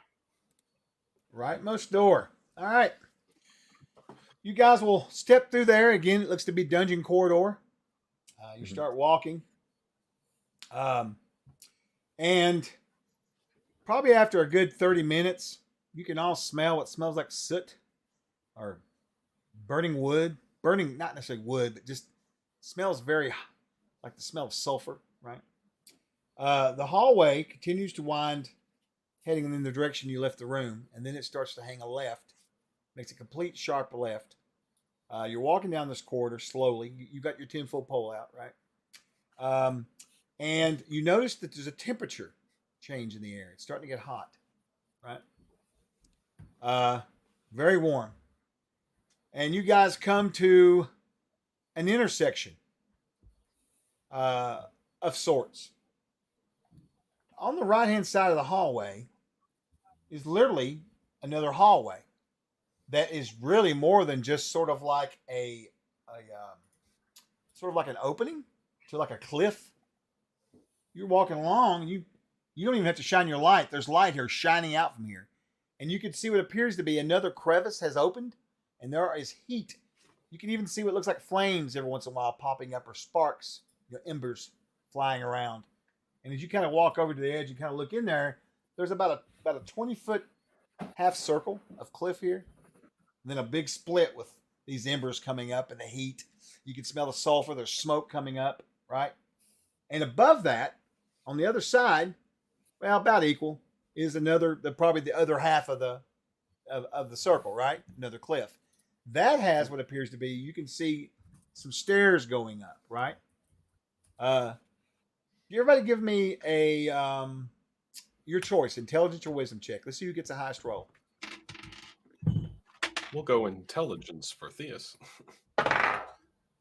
Y'all can kiss my butt. Anyway, sorry, go ahead. 18 plus 4, 22 for wisdom.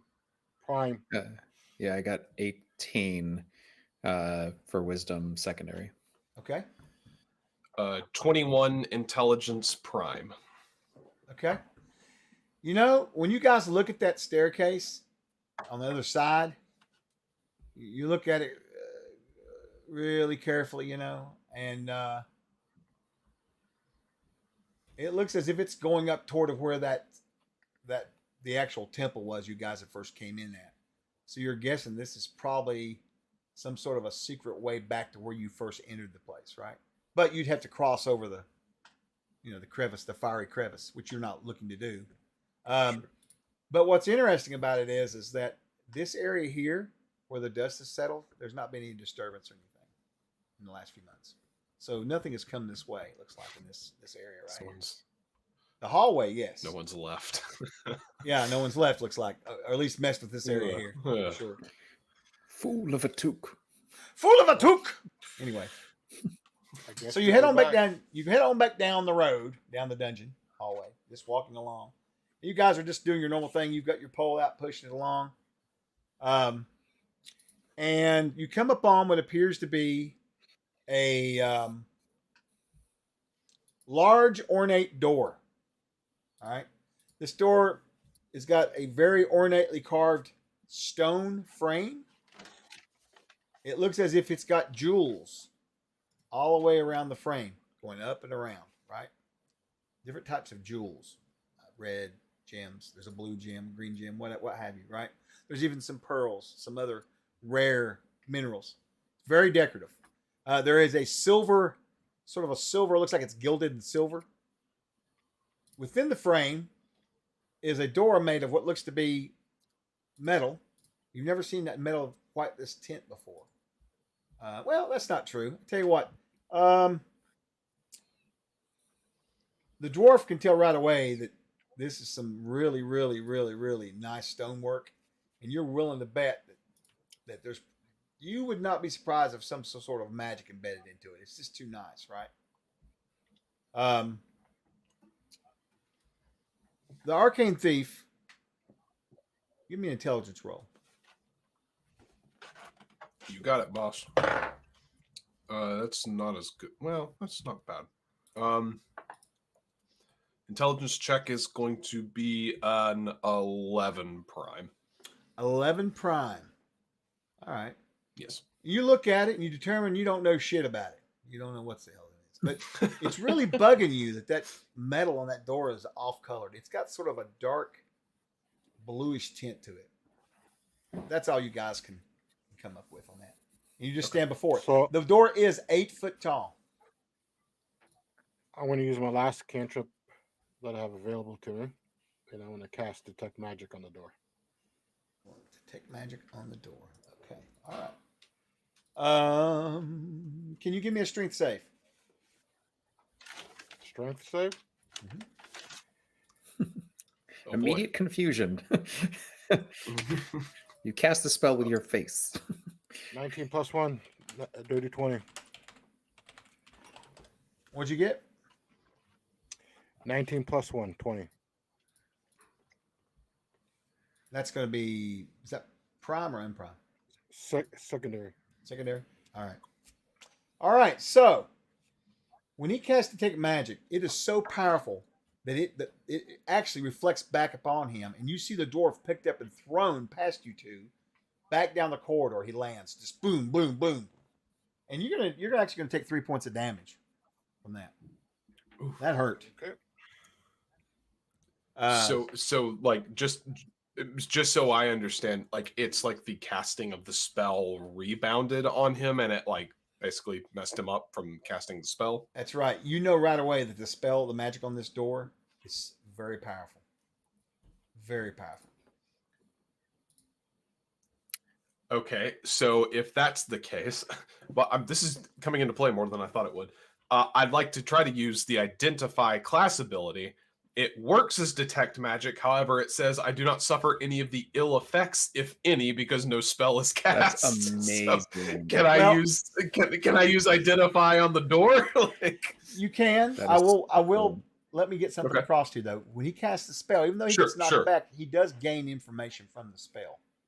He knows it's a very okay. high level types of magic, He can detect and see abjuration, protection magic.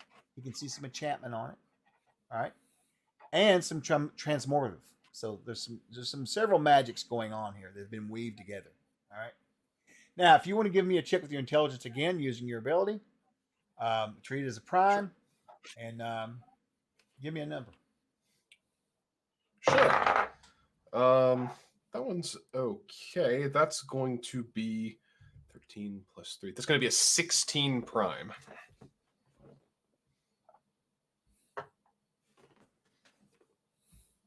Prime. Okay. So when you look it over with your ability, you can see something different. Now, he wasn't looking for that. He was detecting magic. But within this magical weave that you can see, you do see something that's hidden. All right. There appears to be in midair a scroll floating. Not obvious to Sonya. Not obvious other than maybe a slight glimmer around it to the dwarf. He was too busy, getting his butt kicked. But you can see it. It stands out for you. It's a floating scroll. Is it possible? Is it like unfurled? Like, can I read it, or is it like just a bound scroll? It like, is there unfurled. Any way to... It is unfurled, and Okay. the closer you look at it, that's a good roll. The words on there, even though they look foreign to you, with that roll being successful, they will form into words and kind of glow. Okay.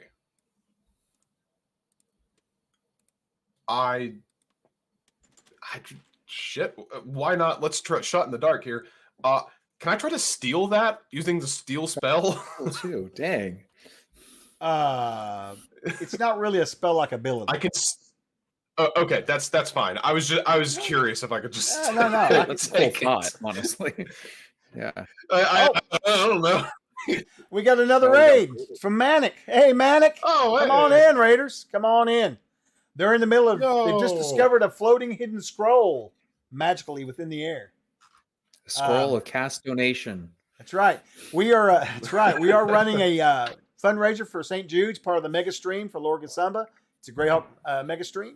We'll be running for up until Sunday, really, with constant streams, and we just raid into each other, taking donations for children. And there are lots of prizes to win. The viewers can win prizes. Each stream has prizes for them to win. And then, of course, the donators get put on a prize list as well to win. And there's some pretty good prizes on there. I know that we donated a signed copy of the classic reprint of the Yigsburg and a signed copy of the core books from our game Castles and Crusades. So there's some good stuff out there. I think our giveaways were like a total of like $900 or something. So there's a lot of good stuff for you guys if you want to donate, And of course, the viewers will get something just hanging out with us and making jokes and giving me shit, right? So there's that. Yeah. So anyway, back to this floating scroll that you want to absorb. Yeah, I'm gonna go ahead and waste your time. Yeah, you want to, but it's not. Sure. Goading check is his own reward. Thank fair. You. All right. Yeah, I'll just turn to the party and be like, don't think I can undo this myself. Right. So if we were playing campaign, I would just send this to you in a PM and make you guys deal with it for like 3 hours. But since we're running a charity stream and we've only got about an hour left, I'm going to put this in chat. These are the words that float before your eyes, hidden from your other two party members. I carry a greater load, dead than alive, while I lie serving many men. If I were to stand, I would serve a few. If my entrails are torn out to lie open, out of doors, I bring life to all, and I give sustenance to many. A lifeless creature which bites nothing. When loaded down, I run on my way, yet never show my feet. And there's nothing else that you just hear this and sort of a wow as it kind of pops out in front of you like that, and nothing. There's no voices or anything. But obviously, there's a riddle you need to solve here if you want to get it through that magical door. If not, you can try some other ways, like trying to bash it down, that kind of thing. I wholeheartedly encourage you to do physical force to it. I would love for you to try that. That would be great. Since you asked so nicely. Okay, bring all to life. I'll give sustenance to many. Grace, you could probably take those posts and just pop in the direct links to the post graphics and put them in here. Probably would work, I would think. That would be cool. Sorry, go ahead. No, I'm reading this. Oh, you Do know we know what? this And I'll or make it just easy for you get to guys because know? people's going to be chatting. I'm going to pin that in the chat, so it's at the top. Oh, there we go. Yeah, I should have thought Does the about doing gnome that. While does ago. the gnome tell us the riddle or not? Yes, apologies. Yeah, Theus would absolutely share this or read it out loud to the Right. to the party. Right. My suggestion is it's river. I was It's a river. thinking, yeah, body of water too. I was thinking, yeah, water. Okay. So Theus would be like, well, should I say? Do we just say the word to the scroll? You think? Do we see the word river on the door at all? Do you see a river on the door or a word of river? There is Yeah. nothing. There is nothing on the door at all. There's no car. Well, let me see something here. You know what? I haven't rolled a percentile today. I've been making you guys roll them. Let me roll one, just for the hell of it, right? All right. So on the door, there is what appears to be the planet Earth carved. You can see the continents, and you can see the ocean.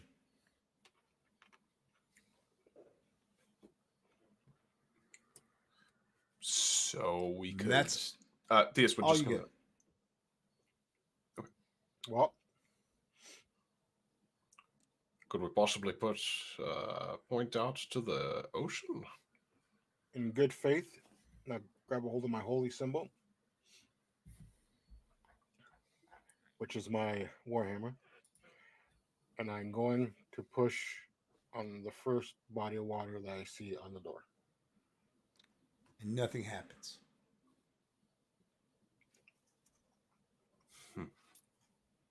But give me a strength check.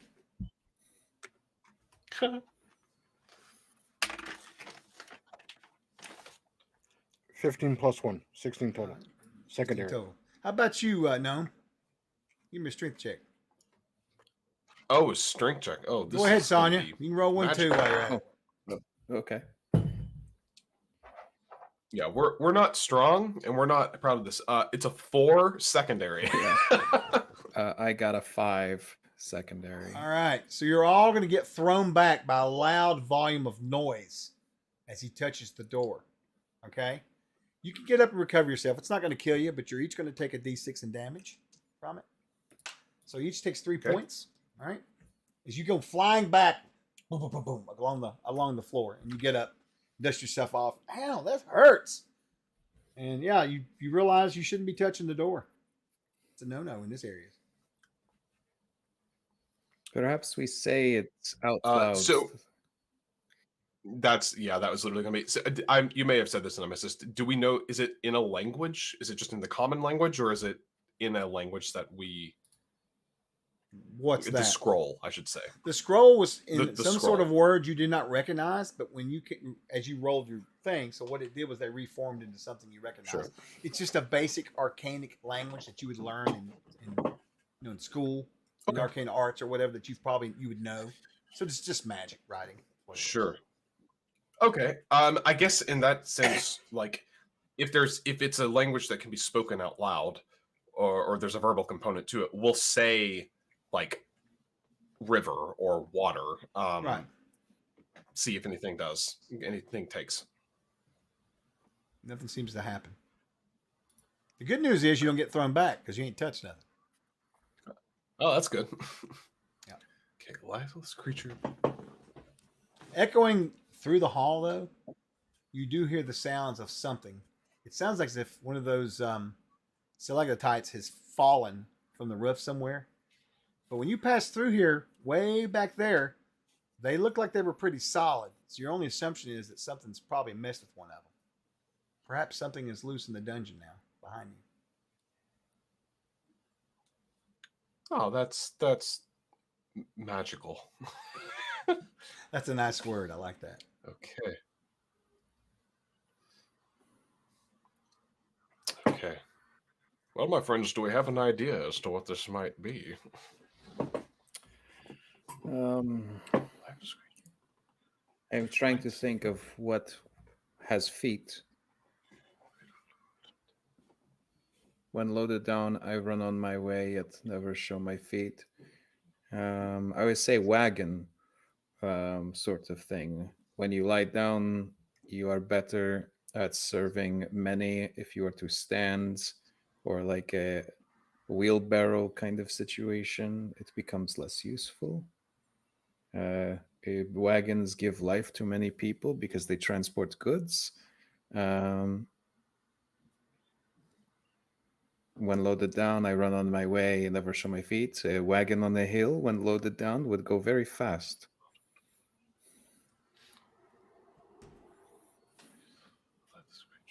I confer to the sagacious and wise. You're not wrong, Grace. Go ahead. Sorry. I'm listening. Don't everybody go look at chat. Just continue talking. This is a good bunch. Life is creature. I will give you a clue, guys, so you don't spend 5 Okay. hours figuring it out. Okay. Grace was close.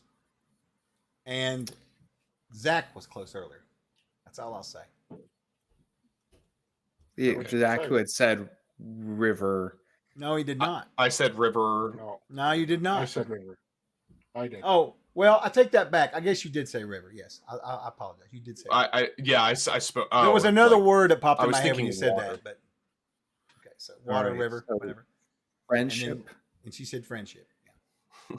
What is I mean, there's just the sea. the flow? I mean, those are technically different. You know what? But, if we were yeah, if we were we playing a don't tournament touch right now, I'd have to deduct points. But that's okay. This is a hard riddle.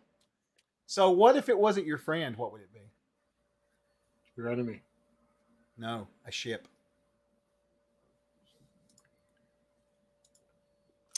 Does that make sense now? All Shit. friendship. Yeah.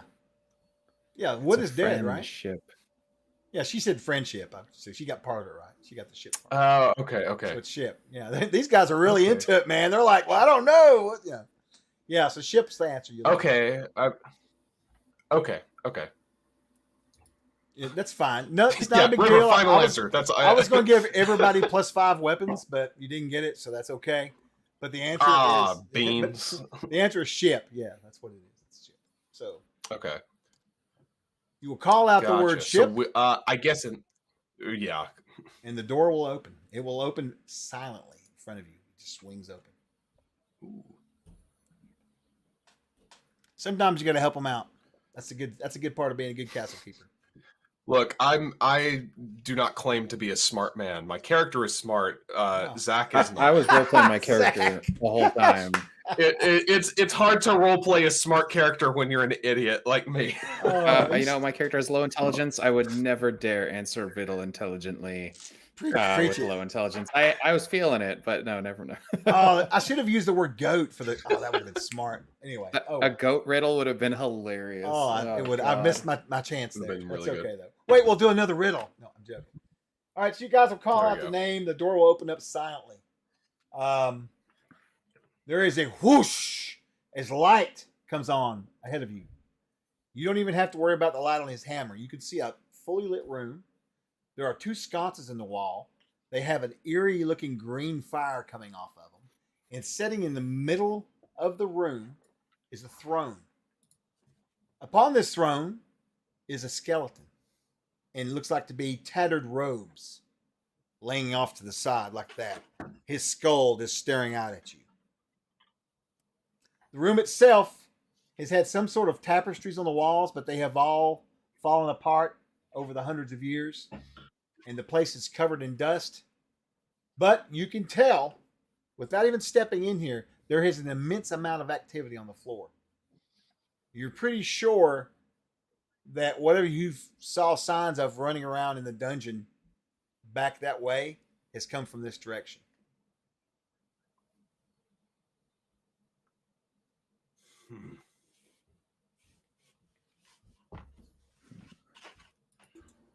One of my friends, it seems we have Bit of a problem. I say the word ship again. Does the door close?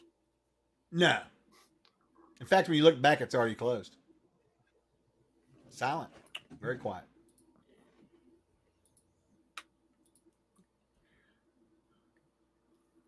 What should we do? Everybody give me a wisdom check. I'm so wise. Look out. look out for the wisdom. Mark Ruffalo. Davis. Chat's funny today. Chat is lit up. 13. Hey, Biggie. Secondary. 11 secondary. 12 primary. Y'all don't see shit. All right. Anyway, so you're standing outside the doorway. You've not entered in. What I've told you is what you see. Okay. And the doors behind is closed. So I step forward, 10-foot pole out. I walk into the room. I follow. Yeah, we'll follow. We'll follow behind. All right. You walk into the room. And now that you've walked in, let me explain to you how the room's shaped. It's shaped, tiered shape, right? With the back part where the wall's at with the flames and the sconces and the throne going out so far. And then it kind of comes in and down and in and down, almost a pyramid kind of thing. You guys are at the very narrow top or the front of it. Just think of a pyramid laying on its side and you're coming in from the top, right? When you step in, you get so far along, probably about 20 feet, it opens up into the second tier. Over to the left, you can see what appears to be, or what was, another reinforced wooden door that has been destroyed in the last few months. Damn. Yeah. This thing hates doors. Stay away from doors, everyone.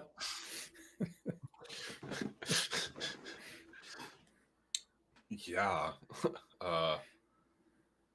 So, Mr. Skeleton upon his throne. Is there anything indicating that, like,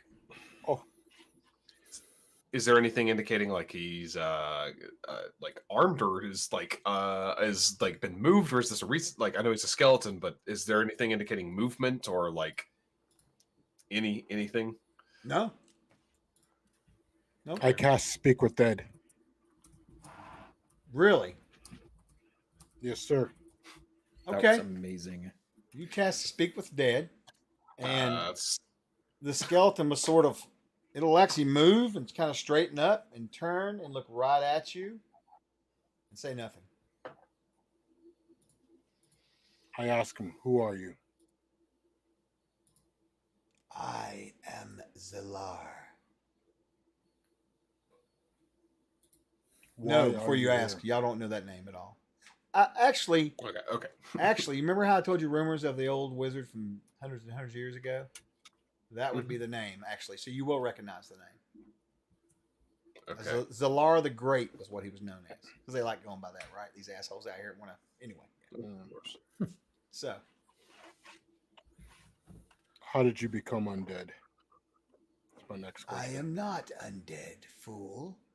I am simply dead.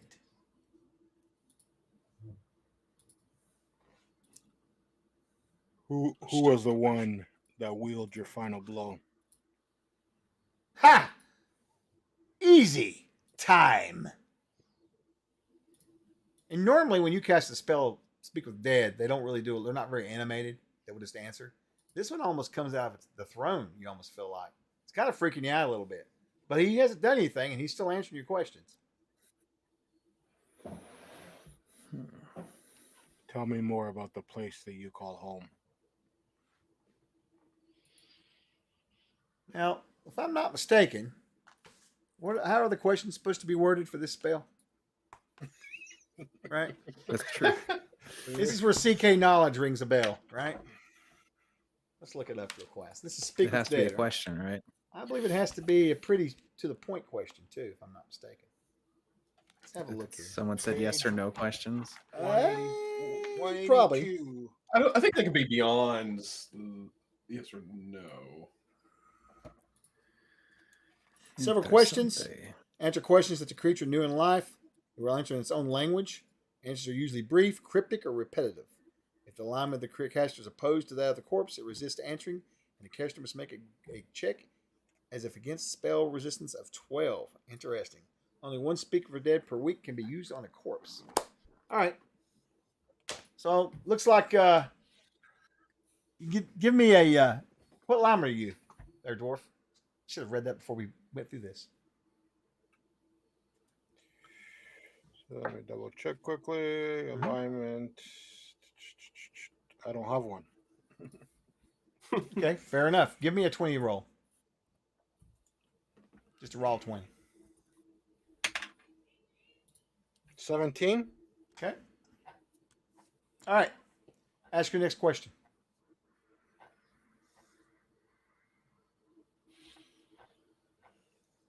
Is the person who did this to you still here? Yes. They're always here. Forever. Now, by glancing at time, the right? glancing at the yeah, exactly. He said he answered time, but that's before we discovered the mistake of the spell thing. But yeah, so you gather he's talking about time, age, that kind of thing. Yeah.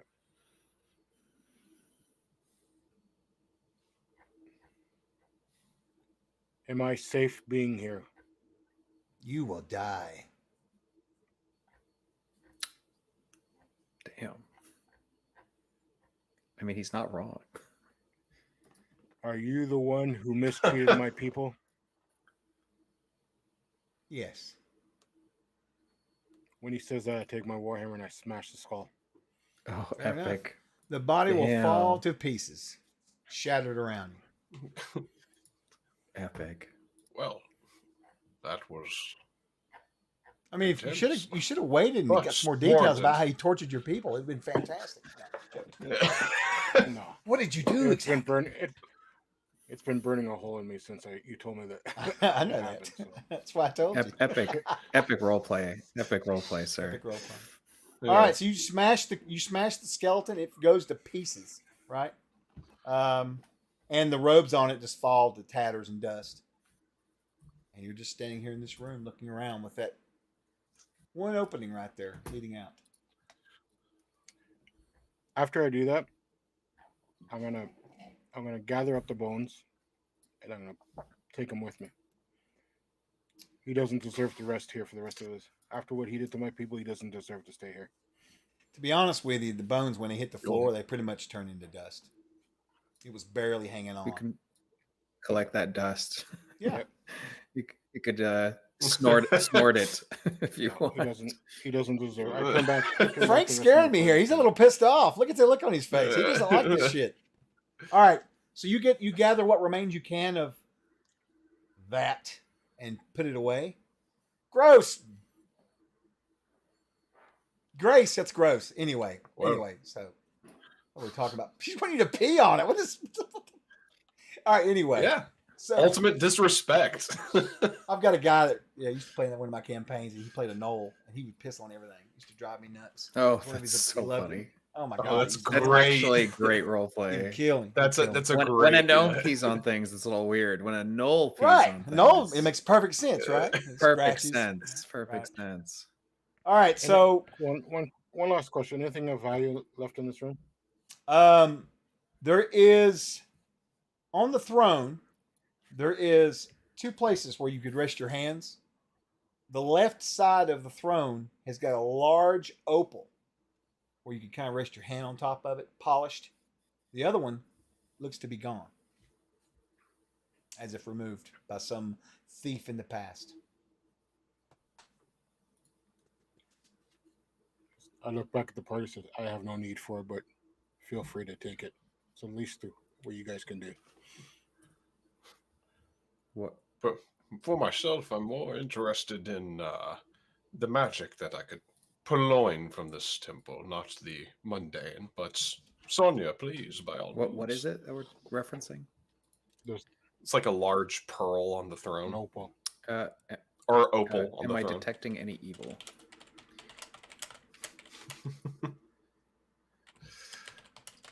You are not. Not now, anyways. All right. No, you don't. Oh, great. Sonia is not a greedy person. and if this place has been looted and that has been left, Sonia will take that as an indicator and avoid it. Okay. Reasonable. All right. So you guys are standing here. What All would you right. like to do? Shall we move on? So down the corridor you will proceed. You will move to the doorway, and as soon as you do, you can hear the sound of running water up ahead somewhere down through the dungeon corridor.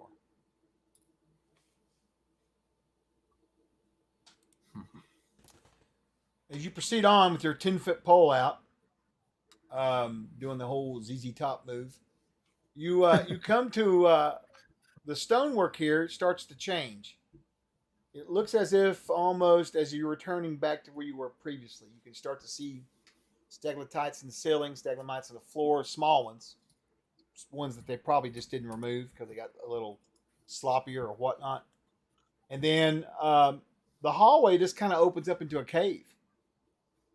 Across from you here, it looks as if the corridor has been busted open at some point by a river. Long after it was built, a river has come through here and smashed this. There are rocks sitting in the river, big blocks of stone from the original floor, right? And the river's just going across very quickly.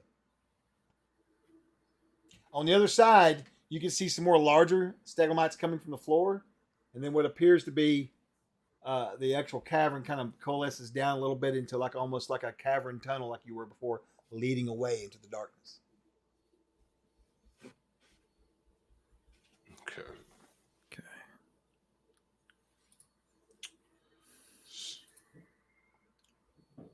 So, Looks like only one way out.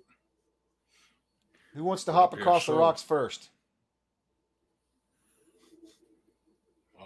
Hasn't stopped me before. No. I'll be the first. So you all just going to hop across it individually? Is that the plan? Yeah. Okay.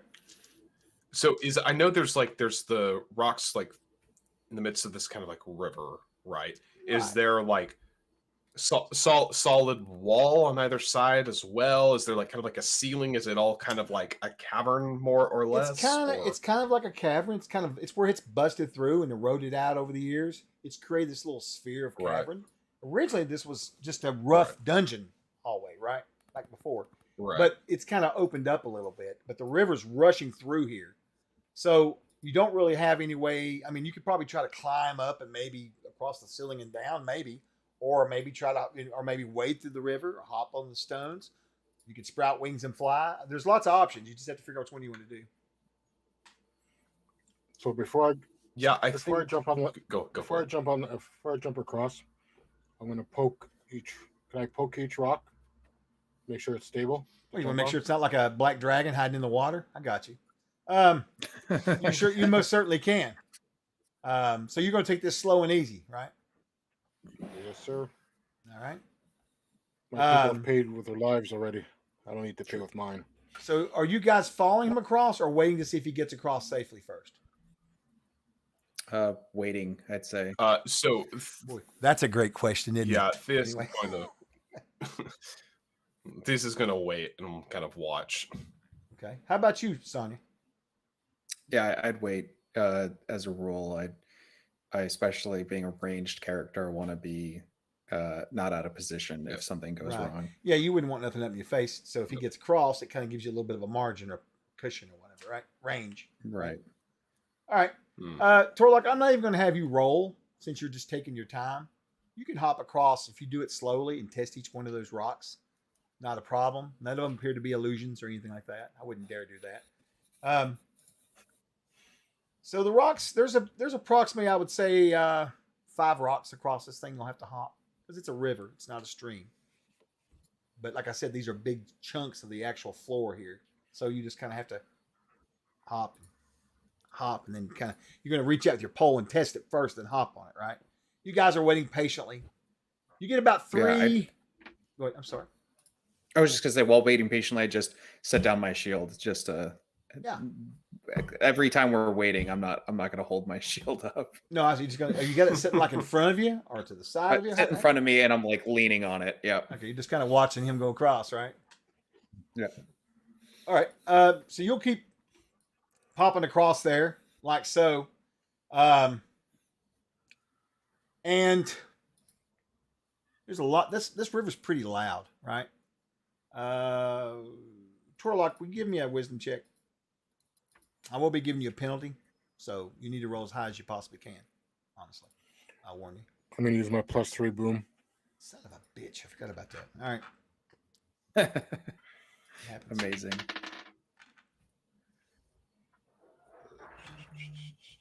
Total of 27. It's pretty damn good. Wow. All right. Primary. So when you get to about the fourth or fifth rock, you're at the last rock. Really, you just got to hop over, right? You kind of look back, and you can tell those two do not hear nothing. It's so loud in here, and the creature you see coming up on them that they've not noticed, you have to figure must be very quiet. And the way it's moving, it looks as if it's moving quietly, right?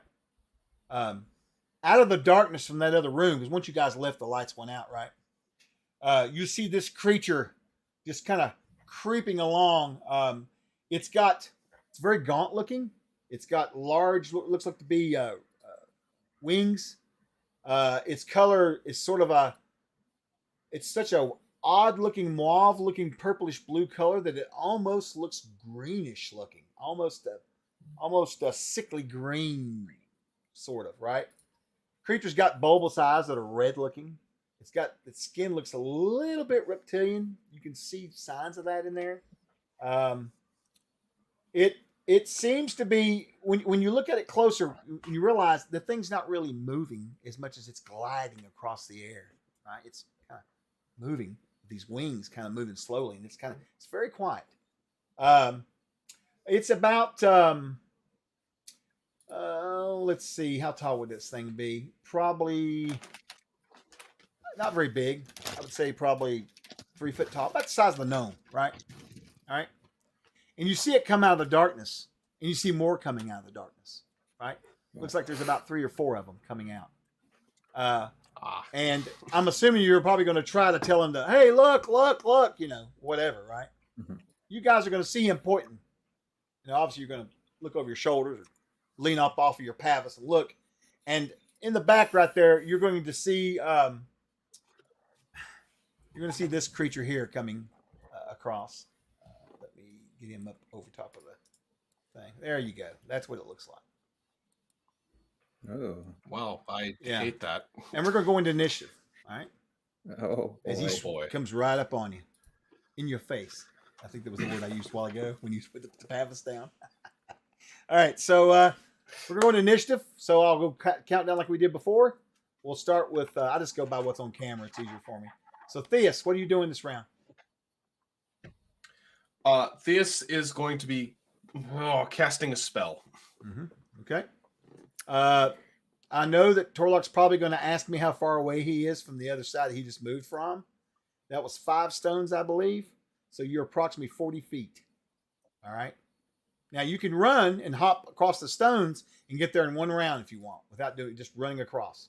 All right. Or you can take your time and it'll take you probably about 3 rounds, I would say. I'd give you, that's with you hurrying but being careful. You've already tested the rocks. You know there's no traps there, right?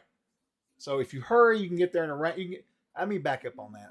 I'm gonna say it'll take you 2 rounds to get there if you hurry. 3 if you go slower. These are creatures from our Monsters and Air, by the way, if everybody's curious about that. One of our monster books that you can get on the store. Anyway. I love I'm gonna take unusual the creatures. 2-round option. 2-round option? So you're going to hurry across then. All right. Yeah. That translates into a dex roll for me, but we'll get to that in a minute. It's fine. I'm sure you'll be all right. All right, so you're going to cast a spell, you said, Arcane Thief? Yes. How about you, Yes. Sonya? Sonya, the Oathsworn. Ranged attack. Ranged attack. Spell, Yeah. ranged, and then movement. All right. Okay. All right. Who's up for initiative roll now? I think, who was next? I forgot who rolled last. Yeah, Zach's next. So the cameras got rearranged, but that's fine. Zach, me and you, buddy. Yes. Oh, I did roll. D12? Yes. I did pretty good. Pretty good. I did pretty good too. I got a 5. Oh, I got a 7. So all right, I get Ooh. initiative. Excellent. So my creatures will go first. Torlock, let's hold off on your roll just yet. Let's see what happens with these guys as they move in. These things come in on you guys. Looks like there's going to be about 2 of them on each of you as they kind of fly around and maneuver themselves, clawing at you, right? Trying to bite. One of them actually does not have claws and bites. He has got what appears to be a metal sconce in his hand as a weapon, and he's got it coming at you. Big, one of those big ornate ones, like you saw on the walls earlier, as a club, a metal club. He's got it in his hand. Right. It's kind of weird looking. Jesus, All right, we're gonna roll. We did initiative. I'm gonna go first. We'll start with my guys. 2 on each of you. And let's see. We're gonna go with. We'll start with the gnome first. Gnome's AC 17. Okay. Sonia, your armor class Yes. is going to be 16 plus 2 for evil, which is going to be an 18. With the Okay. Pavis, if there is that going to come into play? Not until you move behind it. Oh, okay. They came in Okay. from behind. Yeah, so Oh, okay. so Got you'll it. have to okay. I you'll have understand. to at some point have to maneuver behind it, but just let me know. That's fine. And I have a question about an ability here. Yeah. It says, announce the action I wish to attempt before the combat round begins. Yes, I know exactly what you're going to do here, I think. Go ahead. And I would like to use parry. I get a +4 to my armor class for the turn. Nice. That's right. Nice. Now, is it okay for you? It's parry. Let me elaborate on that just a little bit too, just so Sure. you know. So there's 2 types like that in the game. One is besides offensive focus. What is the other one? Is it parry? I guess it is parry. I was thinking there was dodge. That's what I was trying to think of. I couldn't remember. So dodge allows you. So you're going to do, since you're doing that, that's fine. That's against one opponent. Dodge is against multiple opponents up to 3, but you get a +2. But you're doing the +4. That's fine. All right. So you will have Well, an AC of parry says 16. evade is against one opponent. Parry doesn't. That's right. Yeah, no, you're say. fine. You're good. You're good. You're good. We're just going to assume it's against one opponent. Same thing. Different term. Okay. Right. In fact, I think one day me and Davis and Steve got in a huge discussion about the term evade and parry and all that. But anyway, yeah, same thing. Sure. All right. So 16, 17, 18. That's a 22 armor class. Wow. That's pretty damn good. So this creature will come up on you and it's going to claw at you and it's going to miss both of its claw attacks. Okay. It tries to bite you. And it will not get a bite off as you manage to evade it or parry it away with what do you got in your hand? Your crossbow? My crossbow, yeah. Yeah, so you just knock like the use claw. it as a rifle, but yeah. Yeah, you just knock the claw away. Not a problem. The next monster fighting you will miss both times as you parry those away, but its bite will get through. Okay. All right, and you're going to take you won't take a whole lot of damage. Let me see here. Let me find I can't afford to take as much damage this time around. No, you're good. You're going to take one. You're just going to take 1 point. Actually, it's not even really worth you putting it down. But we're going to take 1 point. Okay. That's from both of those. Now you, Theus, have 2 on you. The first one comes up. Yes. It's trying to claw you, right? Yes. And your AC is going to be 17. Anything different about that right now for you? No, it should all be there. Still good. Okay. It comes up and it swings and you dodge out of its way of its one claw. The next claw comes down and you move out of the way of it. But it sort of times its bite with its last swing and it comes in and it bites you right on the right shoulder. And I'm telling you what, it bites so deep you realize you've been hit with a critical hit. Because it just savagely hits you and I get a net 20. Shit. Yeah. Ooh. The creature just tears into you. So we're going to roll a percentile right now. Let's see what we get on here. The higher the better, right? That's what we like, isn't it? Right? Oh, no. Let's see. I don't have my normal crit dice. It's fine. It's fine. It's fine. All right. We have got what looks to be an 82. That's pretty high. So it's going to do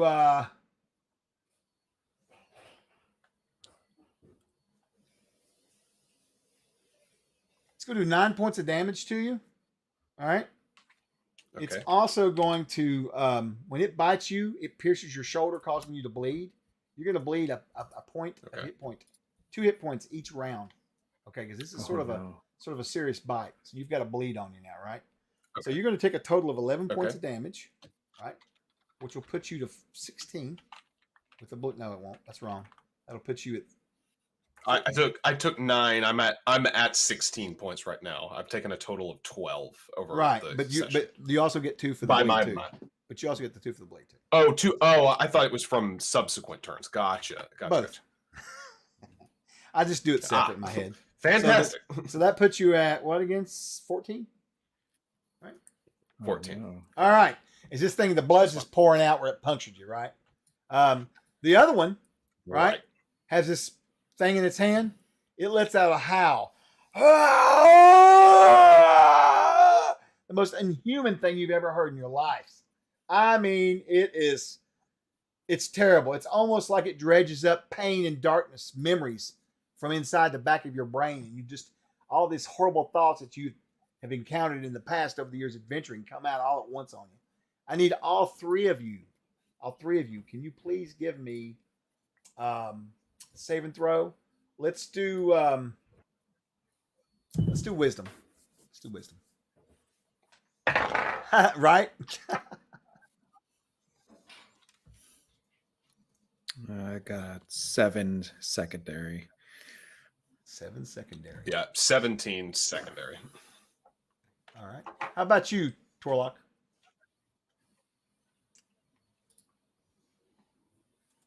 $14 plus 2 for a total of 16 primary.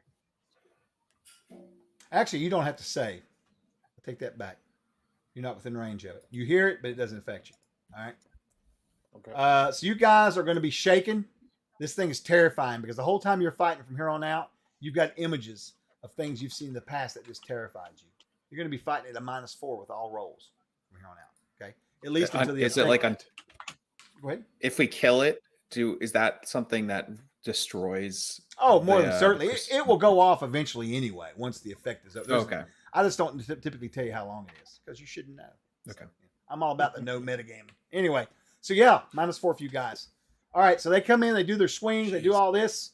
Torlock's trying to move across. Torlock, will you give me a dex check, please?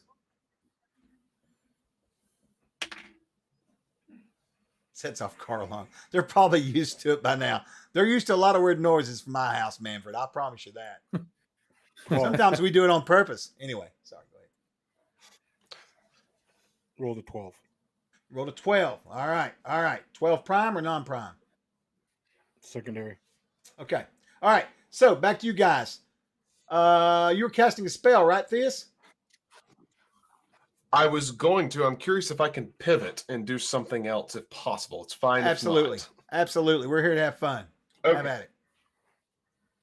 Okay. Oh man. Actually, no. I'm sticking with what I was doing. No, I'm going to do it. Risk it, baby. For the We gotta biscuit. go. Okay. So yeah. I like that. Holding his shoulder. This like kind of in one hand just takes the spear and starts rotating it again and slams it down into the ground as the light goes off as I'm going to cast Tressek's Ward.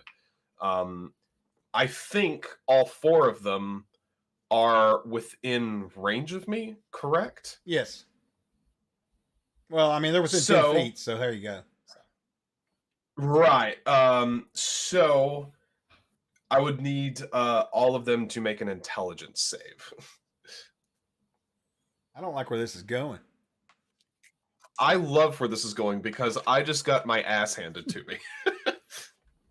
What's let's see. So it's going to be what type of save did you say? Intelligence. Okay, so intelligence is going to be 12 plus your level. What is your level? I'm 5th level. Okay, so it's going to be a 17 CL basically, or check for me plus whatever. Well, that would be it, and then it's a 20. What did I say? 7? Did I say 17? I did, didn't I? You did, yes. Okay, so it's going to be a 23 non-prime. All right, just so I can get this in the back of my mind. So I got to roll a 23. Sure. All right, first roll. That's what we're hoping, is that they all fail. Right. There's an 18. This is not including their bonuses. It's not a 23. Oh, it is. With You their don't bonus. have a bonus. Oh, yeah. He gets his hit dice bonus. No, he doesn't. But I'm not rolling great over here. I've got 2 fails already. So That's okay. one more. That's good. One more. We'll use this one right here. What did I tell you? 23? Shit. 3 of them Yes. fail it. What happens to them? Fantastic. So I need to roll a d4, and I got a 4. Okay. So Nice. those that failing to save forces the victim to drop any weapons or devices in their hand and stand stock still for 1d4 melee rounds. What during kind of which he horse can shit do is nothing it? but stare at the room. How many rounds? How many rounds? 4. I rolled the maximum. It's a 1d4, and I rolled a 4. That's amazing. Wow, what a spell. One Is of that in them's still up. One of is them that in can act normally. Is that in the PHB, that spell? This is the Adventurer's Backpack. Okay. Oh no, this is the Adventurer's Spell Book. Oh, then This I is blame Tressex War, I page blame Davis or 175. Jim Ward or somebody for that damn spell. All right, that's a cool spell. I like it. I like it. All right, so 3 of them immediately just stop what they're doing. You know what? Let me just roll a 20 here. Oh wow, I rolled a natural 20. That's hilarious. Is that a 20? Yeah, that's a 20. So the one with the club was not the one that failed. He saved, so he still has his club in his hand. All right, but the other 3 Okay. are like, All right. and they actually kind of dropped to the ground, just standing there. You know? Fantastic. All right, that's a hell of a spell. All right. Moving on to Sonya. Wow. Sanja? Or Sonya, you're up. Yes, Sonya is gonna roll over to her shield on the other Okay. side while these guys are not moving. Oh, yeah, that's right. Shit, man. Yeah. And you can still take an action because it's right there. All right. And I will fire at the guy who seems very active and nonplussed. So the one that passed. Okay. All right. As long as he's like visually okay, I would shoot at the one that's visually okay. Yep. Go ahead. Okay, so I have a -4 on this, so I'm not going to do a called shot because that would be crazy. Okay, so just a -4. Okay, so that is going to be. I'm going to use my +3 that you gave out on Okay. this, I think, All right. and see if it hits. And that is going to be a 16 total to hit. 16 total to hit. That is a nice shot, but unfortunately, you hit him. But I guess the crossbow bolt doesn't pierce the leathery skin, and it kind of bounces off. You missed it by 1. Damn. Okay. So, but that was close. That's rough to use the +3 on that. I All know, right. I know. Okay, so you take your shot. Back to Torlock. Torlock, as you jump to the 3rd rock, you lose your footing and plunge into the river. Give me a dex check. Zach's over eating And popcorn. you, Chuck. I got trolley worms. Right on. 12. 12? Oh, Frank is not pleased with his rolls. All right, you guys, as you hop across the pavis and fire out the crossbow, Sonya, you notice him slip, and you call out to why am I suddenly Theus? So in Theus, you glance and you see him struggling to get a hold of one of the rocks, and you see the dwarf pulled under it into the river, and you see him go over into the hole. Shit.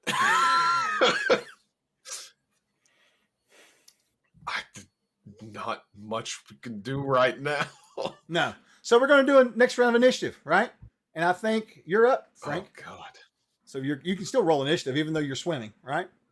So Yep. what are you going to do this round, Theus? Theus is going to use a class ability. Okay. What is that? I'm going to be using Steel Essence. Oh, okay. All right. And how about you, Sonya?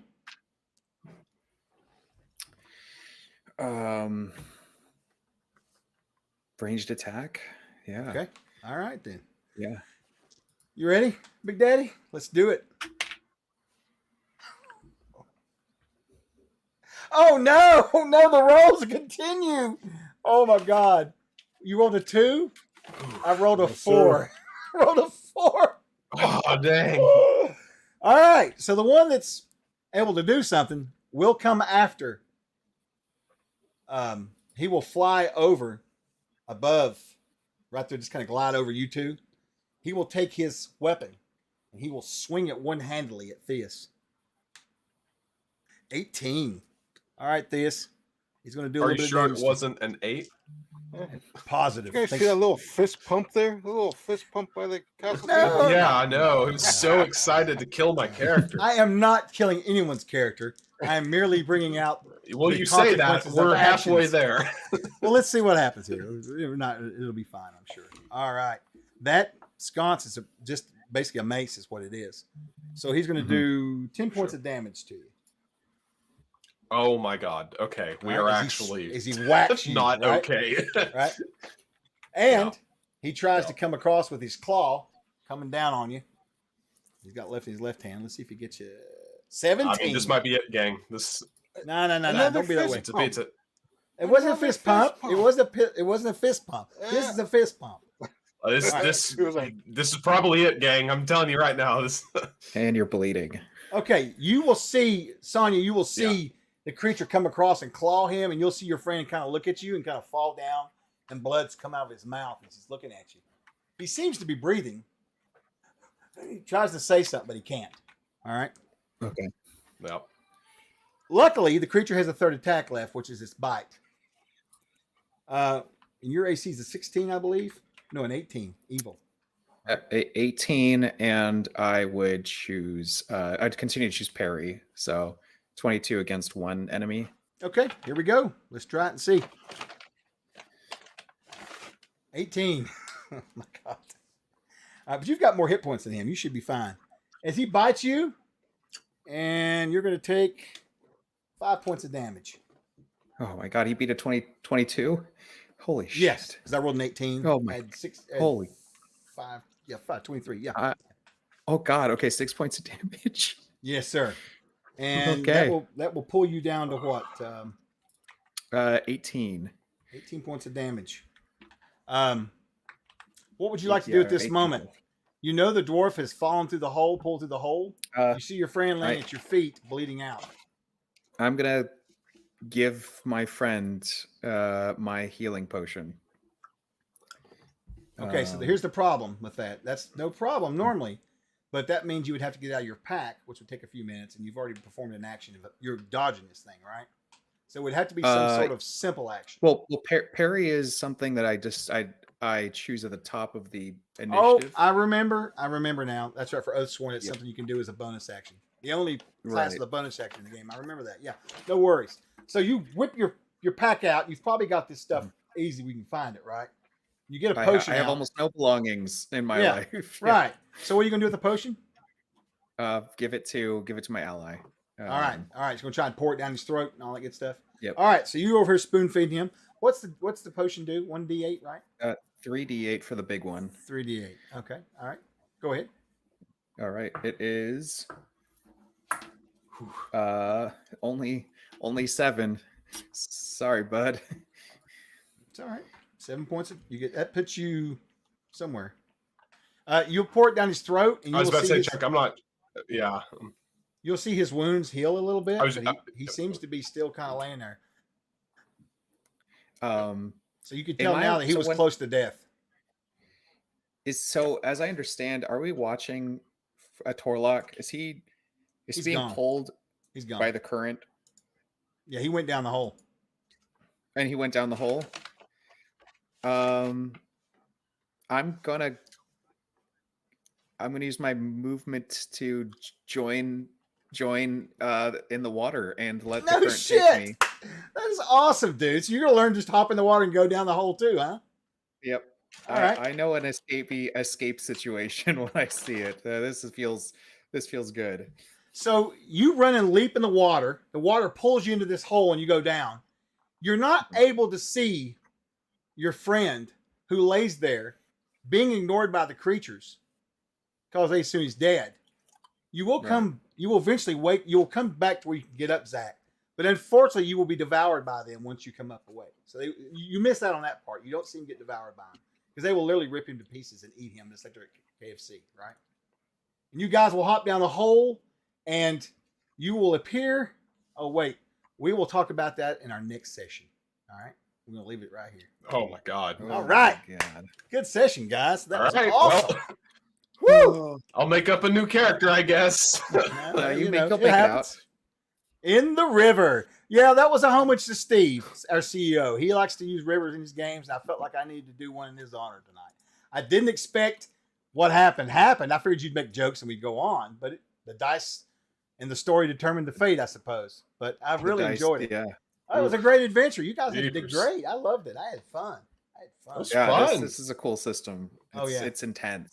It is intense because Yeah. it's so malleable. You just really create story Yeah. with it. You're not, oh, we got to look up page, whatever. Unless it's Yeah. something I can't remember, you don't really, I don't know. Slee stacks incoming. That's right. Yeah, water is scary for sure. But I don't know, river fire. I'm not a big fan of fire either. I'll just be honest with you. I've been on fire a few times. All right, so here's what we're going to do. We got some giveaways to give out, and then we're going to raid into Folk and Myth. I want to thank everybody for coming out here and hanging out with us. We'll be on all weekend, all these streams going on, so come by and see everybody and just enjoy the time. If you've got some time, some money to donate to the children, that would be wonderful, but it is not required. All is required is some smiles and some laughs, all right? And we just want to thank you for being here to support us by watching, because we need that, that's part of it, right? All right, I'm going to flip over. We'll get these giveaways out of here, and we'll get going. I know they're waiting on us over there. Let me over here. Vulcan Myth next. Exciting. Exciting news. Yeah, they could also make standing heavy kick like. And that's not it at all. Better, so that it like crouching medium kicks easier. But I think All right, there we go. And they are ready for us. So we're going to go ahead and do our giveaways and hop skedaddle over there. Let me get over to the next screen real fast. All right, we're going to give away 3 $10 codes. The link will pop up. You got to be present. The link will pop up for our Discord. You just hop on our Discord, see Obsidian Risk, and he will give you the codes. He may be in chat watching right now. I'm not sure. I've not really watched the chat as much as I'd like normally. Oh, and there's a loud noise. Hold on just a Some big feelings. The hellhounds have arrived. Release the hounds. All right. Well, unfortunately, someone's outside and she's being a noisemaker. So there we go. Yeah, we get it. Sounds like my wife. All right. So let's see. Where were we? Oh, giveaways. Oh, she's very upset. I forgot he was coming. It's my ride. I forgot. Well, All right. Let's close the entries off here. All right. First winner will be. She is going at it. Torlock. Did you enter Torlock? Torlock. Hey! I'm For going to pick for your another one, trouble. Torlock. I'm going to pick another one. Give it away. Give it to somebody else. Yeah. Hush. Good Lord. Yes, the zombies are upon us. All right. Wolf alone. There you go, Wolf. You know what to do. Hey! Congrats. Awesome. Next winner will be Torlock. You're not allowed to win. I just Torlock. Oh my God! All the wins. To be. Dude, You there's are a the ton of luckiest people on the dude. list. Auntie Can, congratulations. actually You have hilarious. won. So there you go, Auntie. Hey. Auntie, Congrats. Auntie Kian is one of my people. Oh, Nice. awesome. Auntie just joined the Discord and then Oh, PM nice. Obsidian Risk. He'll be on the upper right under community teams. He's one of our moderators. If you can't find anybody, just ask in chat. Someone there will direct you toward him. We got a great Yes. community over there. So, and then last but not Congratulations, least, Andy. yes, congratulations. Can we get a third No, I've Torlock? been removed off the list. I can't get a third one. Let's see what happens. Oh, thank God. I was afraid going to do it. Johan. All right, Johan, you got you another code. That's Johan awesome. Lee, nice. Good job, Johan. That is fantastic. All right, guys. We're going to get out of here and get you over to the next game. The Folk and Myths running one. The next one up is the one who is called.